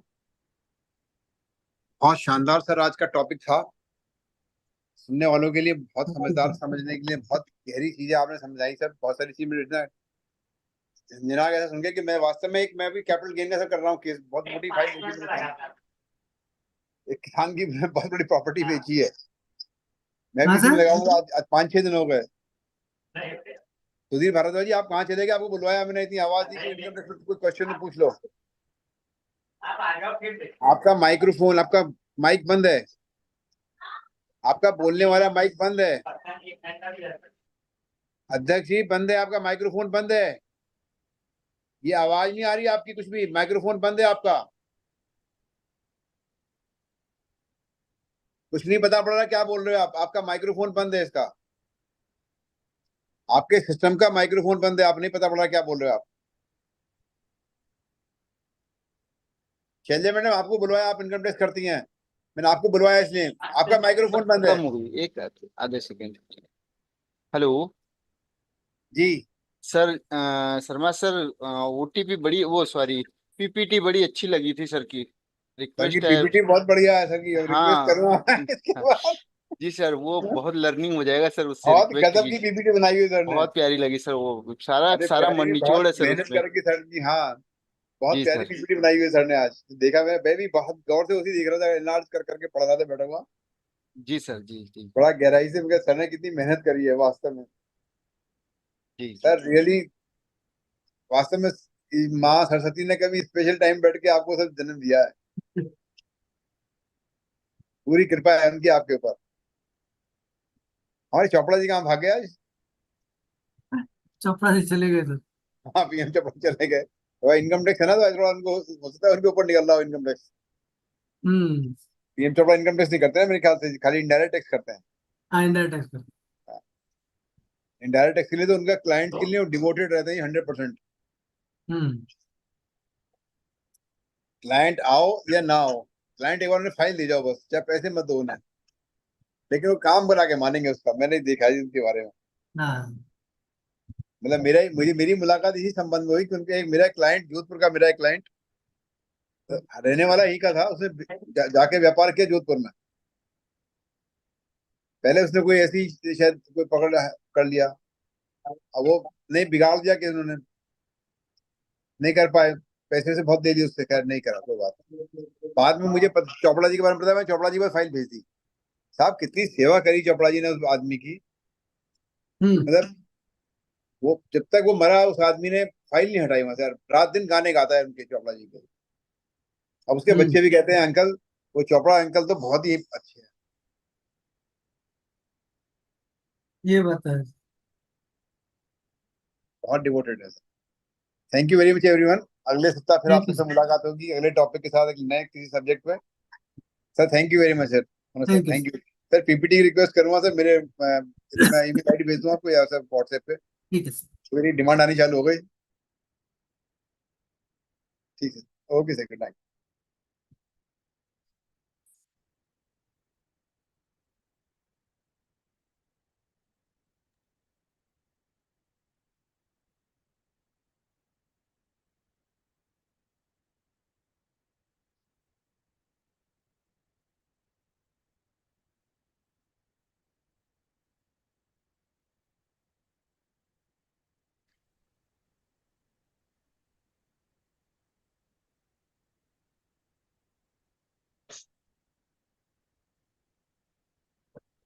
Green tea P रहे हो भाई?